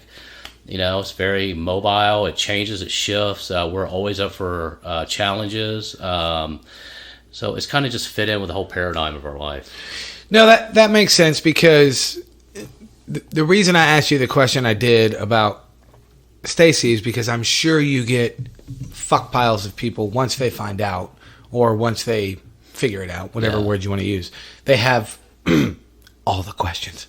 Well, usually it's judgment. People have idea. They decide what our life looks like before they even ask us. Right.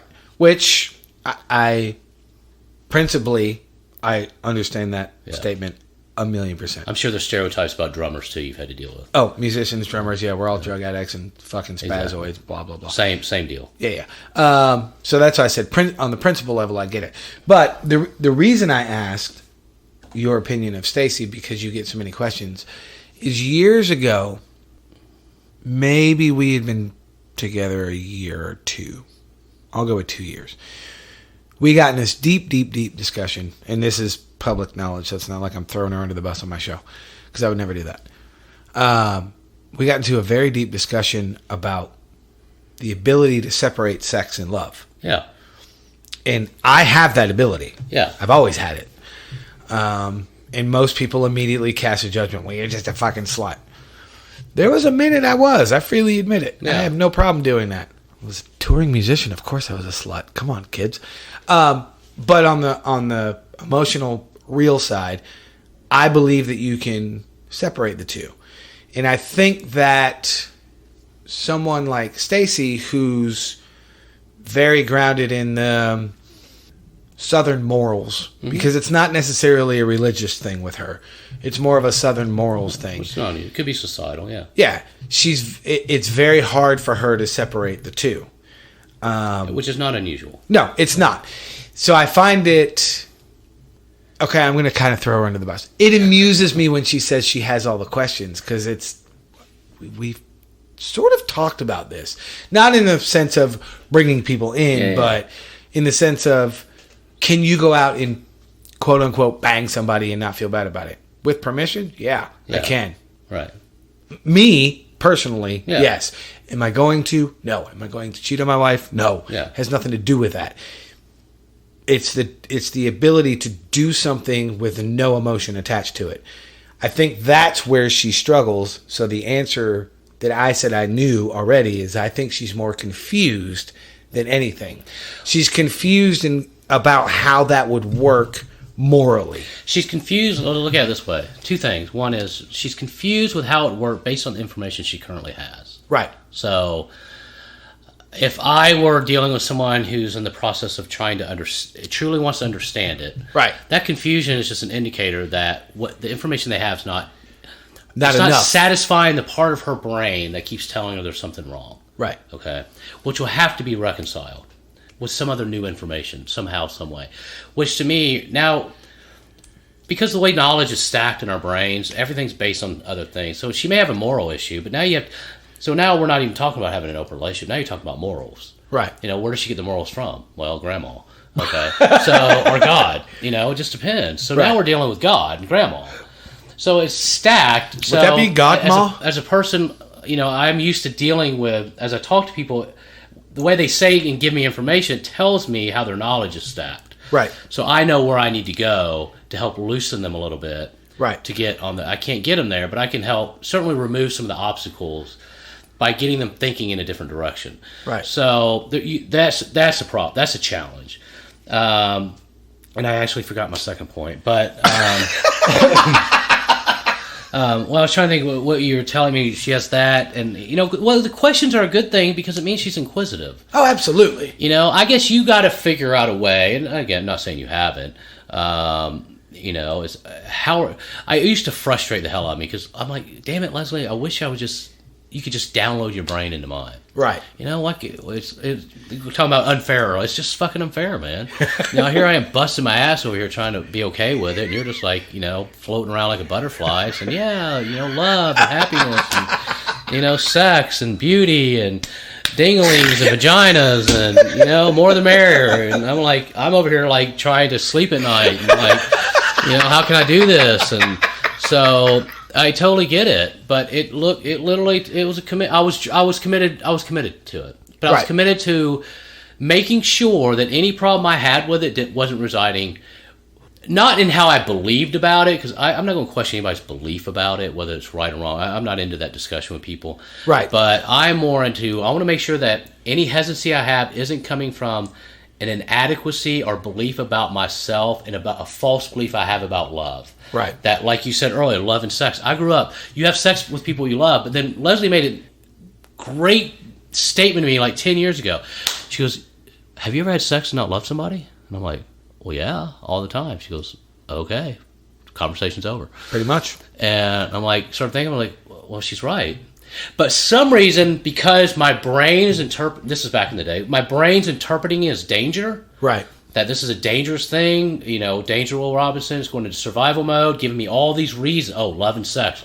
You can't, if she loved you, she wouldn't want to have sex with other people and vice versa. And I'm like you, I'm in my head, well, I can have sex with people I don't love. Yeah. That makes rational sense to me all day long. But you, that doesn't make sense to you. You can't. Now, your sister can. I don't care if she does it. I don't care if Susie down the street does it. Yeah, but you, no. Sex and love, that's all that matters. So I was unequally applying irrational logic. Really rational logic. And it took me a minute to notice it. And because I value our relationship so much, my brain was literally feeding me thoughts to try to protect it. It wasn't wrong. It was just natural. Right. You know, nothing wrong with me. My brain was just like, danger, danger. You're going to lose this woman. You know, you have sex with people. It means they love you. They'll leave you. And you know what happens if she leaves you? You'll be right back where you started. And, you know, you'll be miserable. You know, this whole cascading of scenarios and narratives that I reconciled with, which is generally most people's problem that I haven't discussed this with a lot of people, but just through comments I hear, I'm sorry, I didn't mean to spit all over you. Just through comments I hear and things. Shanks for giving me the COVID. Yeah, exactly. The black plague. It's all based in fear. It's fear, which can come out as confusion because they're trying to reconcile how they fear. And this goes back to this great gift you have, empathy, you know, understanding where, you know, fuck off. They're coming from in a sense of that confusion, just because you don't have it. There's a lot of things I'm not confused about that a lot of people are. And unless I really understand where they're trying to come from in their mental space, right, it's hard to make a pathway for them. Right. Instead of, and not that you artists, but I'm used to the judgment. Oh, y'all are pieces of shit, or right. You know, you all don't love you. You can't commit to one person. Absolutely, I can. I've committed 100% to one person for the rest of my life. Right. She will never go anywhere. Or you'll kill her. Or which is now we use that as a way of telling we love each other. I love you so much, I'll kill you if you try to leave me. She's like, me too. I'll kill you. Like, yeah. Oh, how sweet. I tell, let's die together. Here's another point to it, which is my biggest reason of wanting. You had said you want to talk about it, but one of my biggest reasons about wanting to talk about it on the show with you is other than drumming, the motherfuckers I can play better than, I am not a jealous person. I have zero jealousy in my body. And I have talked about this on the show very briefly, but I will not, I refuse, fuck off, never going to happen, give myself an ulcer worrying about what another human being is going to do. I look for it and I protect myself against it. Obviously, I've talked about arm's length, new people, all that kind of shit. But when it comes to a relationship with a woman, because that's what I'm into is women, I'm not going to give myself an ulcer. I'm not jealous. If some shit's going to go down, it don't make a fuck what I do, what I say, what I think. Some shit's going to go down. Yeah. The reason I wanted to talk to you about it on the show, even though you had brought it up to me before, is I think the open-mindedness of it, I'm not saying that everybody should try it or you should go have partners and all that shit. That's not what I'm saying here. But my opinion, I think the open-mindedness of it could cure a lot of people's jealousy issues. Well, yeah, if they took the time to understand it. Understand it and explore why it can work. You don't even have to fucking ever act on it. No. I'm not saying, again, kids. It's right for everybody. Yeah. Again, kids, I'm not saying I want to go bang a bunch of bitches and Stacy should go suck a bunch of dick. That's not what I'm getting at here.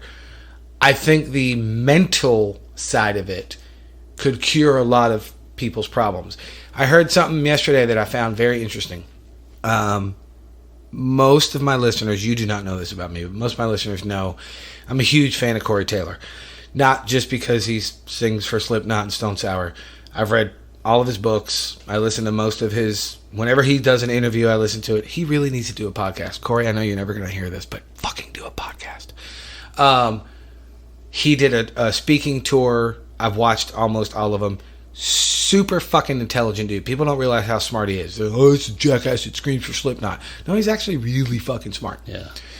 So all that aside, that was for your benefit, not my listeners. He said something yesterday. He was on some podcast. I'm not going to plug it because I don't remember the name of it. But he was talking about relationships and how he just got married 2 months before quarantine happened. And he said it was interesting to him that he was so thankful that he had that time to be quarantined with his new wife. And him and his new wife were literally laughing and crying out of sadness. Laughing, obviously, but crying out of sadness for people they were watching break up because of quarantine, because they realized once they were stuck together, they didn't fucking like each other. Yeah. And he said that he started researching it, and this is the ultimate point.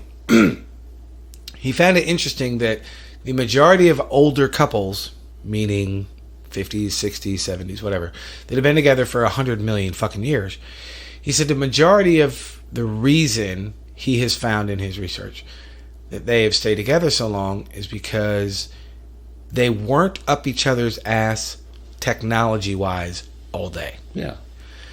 You weren't checking on each other on Facebook. You weren't texting each other. You weren't Skyping each other. You weren't FaceTiming. You weren't... I already said texting. You weren't calling each other. None of that shit. You genuinely, easy for me to say, wanted to see that person when you got home at night. But the ultimate point was you both still had your separate lives. And I found that kind of interesting because I'm not old by any stretch, but I'm 45. But I've been that way as long as I can remember. I want to have a separate life. You've heard me say this to Stacy in front of your face. Go away. Yeah. And vice versa, she said it to me. Dude, you're blinking too loud. Get the fuck away from me. I think that's healthy. I don't think there's anything wrong with that because I think people get too wrapped up in the other person. Well, again, there's a lot of moving parts there, man. But, it is. Again, count yourself blessed. You say you're not a jealous person. You're one of the few, man, that don't. Oh, wrestle. I'm not. I mean, you're in the big scheme of the world. You're certainly among men, especially. You're one of the few. Women, I think, are less jealous. I think women are more. From what I've read, I haven't poured a ton of research into it, but I'm a pretty avid reader, and I do read about open relationship, especially with some of the authors that are coming out. Women are more likely to be in an open relationship than men are because of vicious insecurities and the sense of needing to control out of fear of loss. So and Leslie's the same way. She doesn't have it. She's like you. Right. She doesn't have that. Yeah, I struggled with it. Yeah. I struggled with it, but I know where it came from. I was adamant enough with myself. Again, going back to what I told you, I didn't want to suffer anymore. Right. So whether it's jealousy or whatever, it just didn't matter. If it bothered me, to me it was suffering. I wanted to be 100% peace as much as possible. So if I was being jealous, which I don't think jealousy is an emotion, I think it's an aggregate of thoughts that are triggering your fight or flight, which is causing anxiety. Which is based on your own insecurities. Based on your own insecurity, based on your own programming, basically. But yeah, based on your own insecurities. So, for me it's a journey, and I'm not 100% perfect still. It still rises, but I know what it is now. Right. I know it the second it starts. You know what it is. I know exactly what it is. Yeah. And I have the tools and the skill sets now to be able to address it. I don't take it out on Leslie. And there's been times that I was like, hey, I need like 15 minutes. So I just need to give myself 15 minutes. Let me deal with this, and I'll be right back. And I can deal with my shit, come back, be supportive. Because I've told her, if I can't joyfully support what you're doing, I don't want to do this. Right. Because that means I'm suffering. Right. They call it compersion. Compersion in the lifestyle, in the open. Compersion means, gotcha. I am legitimately joyful and happy for you, for your relationship with another person. Right. It brings me happiness. I don't have that. I haven't reached the point of compersion. I just don't have much. I don't have feelings about it in general. Right. I don't have any negative feelings anymore.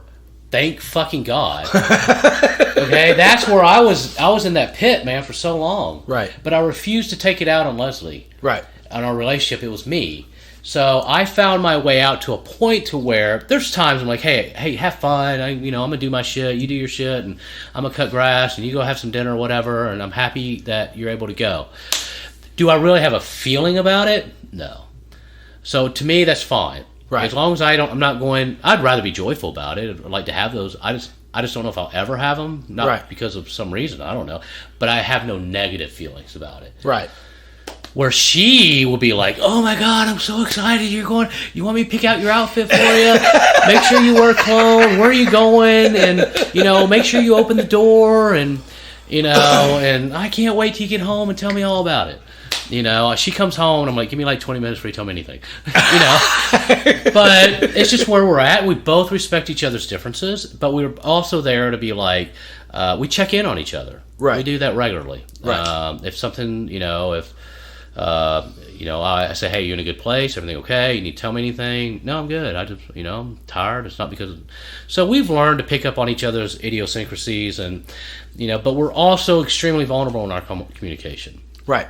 So if I notice a different type of way she's showing up, like in a micro behavior, I'll be like, are you okay? Is anything we need to talk about? If she tells me she's fine, because you know how people, I'm fine, then 27 hours later you get punched with a hammer on the back of the head because they weren't fine. Yeah. So we've had that discussion, but like, if you tell me you're fine and I walk away and you're not, you're lying to me. So either, just be honest. Just tell me. So we've, it's like walking up a flight of stairs, dude. It is, and it's kind of interesting because we can actually go back to what we were talking about earlier in the show. Number one, don't bullshit me. Yeah. And number two, it's okay to be 100% honest. I'm not fine, but I don't want to fucking talk to you right now. Yeah. All right, cool. You know where I'm at. I'm in the other room or whatever it is. No. That is okay because the well, 27 hour later, hard time saying that to their. They do. So listen, everybody's not a dick like you, bro. So I can't. It boggles my mind how you ever got that reputation.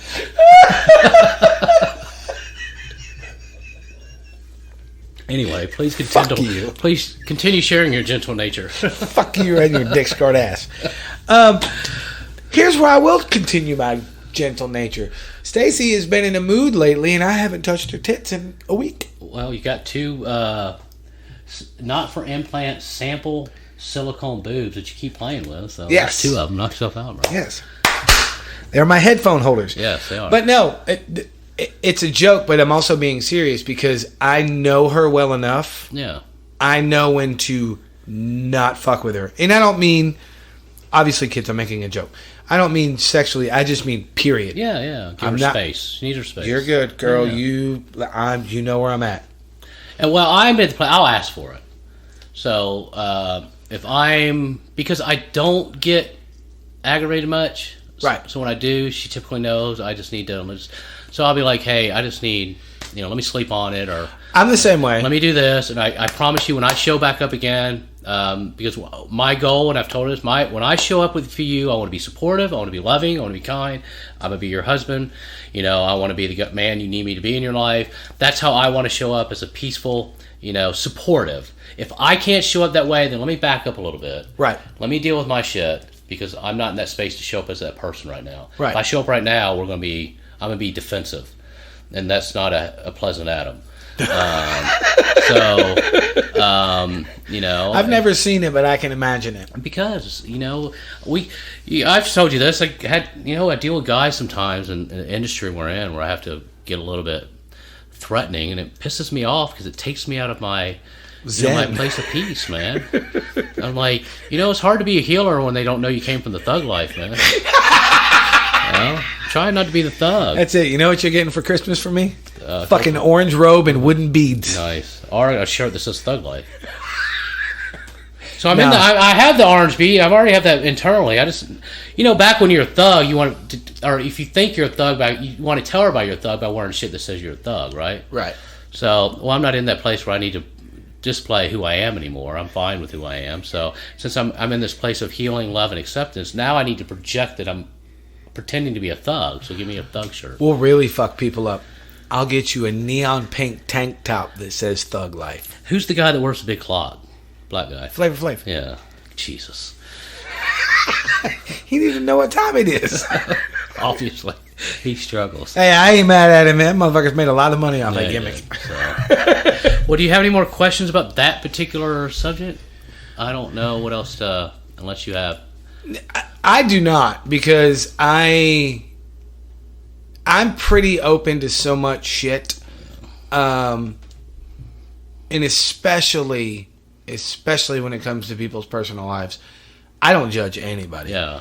You want to go suck a dick? You do you. Cool. Yeah. You want to go bang a squad of cheerleaders? Cool. Yeah. You want to do coke off a stripper's titties?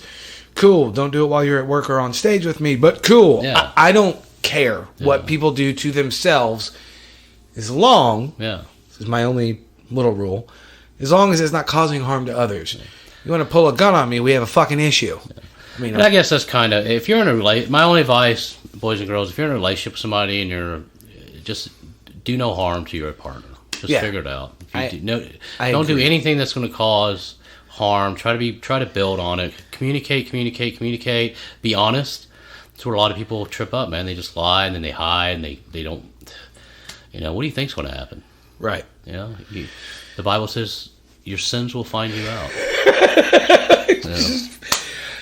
All right, only because it's Adam and I know I can't whip his ass, I will let the Bible's verse slide. Because they know I don't talk about religion, politics, or sports on my show. All I did was mention the Bible. I didn't talk about religion. Oh, we didn't. Oh, that's right. You don't, do you? No. You forgot. No. Well, I'm an ex-pastor, so you have to give me a pass. I give you a pass because I know I can't kick your Bible ass. Verse. If you're not careful, I'll give you two. Fuck. Damn it. No, the only other thing I was going to say is I think that in reference to the little box of relationships that we were just talking about, I think sometimes it helps to be kind of dickish. Hear me out. I'm hearing you. I'm letting everybody else laugh too. Because when Stacy and I met, and this is all new shit for my listeners. Why is this one so dusty? This is all new shit for my listeners because I don't ever go down these roads. I always talk about music or dumb shit. It'll be my highest rated episode ever. Oh my God, you're so cute. I think that when you can be 100% honest with your significant other, whether it's spouse, girlfriend, whatever, boyfriend, dog, I don't really care what you're into. I think you save so much bullshit and heartache in the long run. The problem is when you first get together with somebody, that 100% honesty comes off as dickish. Or bitchiness if you're a woman, whatever term you want to use. But you get my point. Yeah. And the reason I say that is when Stacy and I first got together, and I don't mean this in a machismo fucking retarded, overbearing macho way full of testosterone, but I told her some shit. I'm not doing this. Yeah. This is never going to happen. You can fucking kiss that shit goodbye. Yeah. But I wasn't laying it out to be a tough guy. It was just I was Boundaries? not only boundaries, but I knew what I did not want. Yeah. Because I dealt with it. Huh? At least you're clear on it. So. Yeah, because I dealt with it. But here's the problem.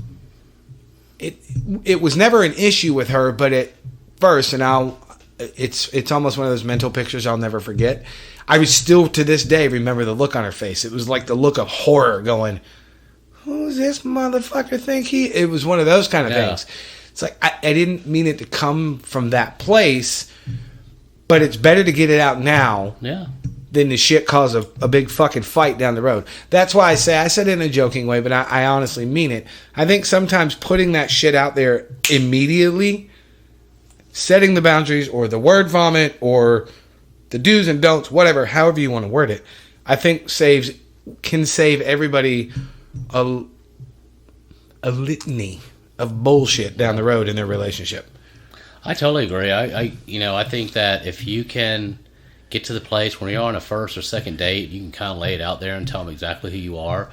More power to you. You probably won't get as many dates. No, you won't. That's okay, but you'll save yourself a lot of drama and bullshit. And trust me, I was not that guy. I tried to put the show on like everybody else did, and I definitely paid for it. But looking with hindsight and what I know about life now, the more you honest, especially if you're talking about a partnership, whether it's a friendship, a business, or intimate, Right. The more honest you can be, like, this is who I am, this is what I want, this is what I don't want. At least they know.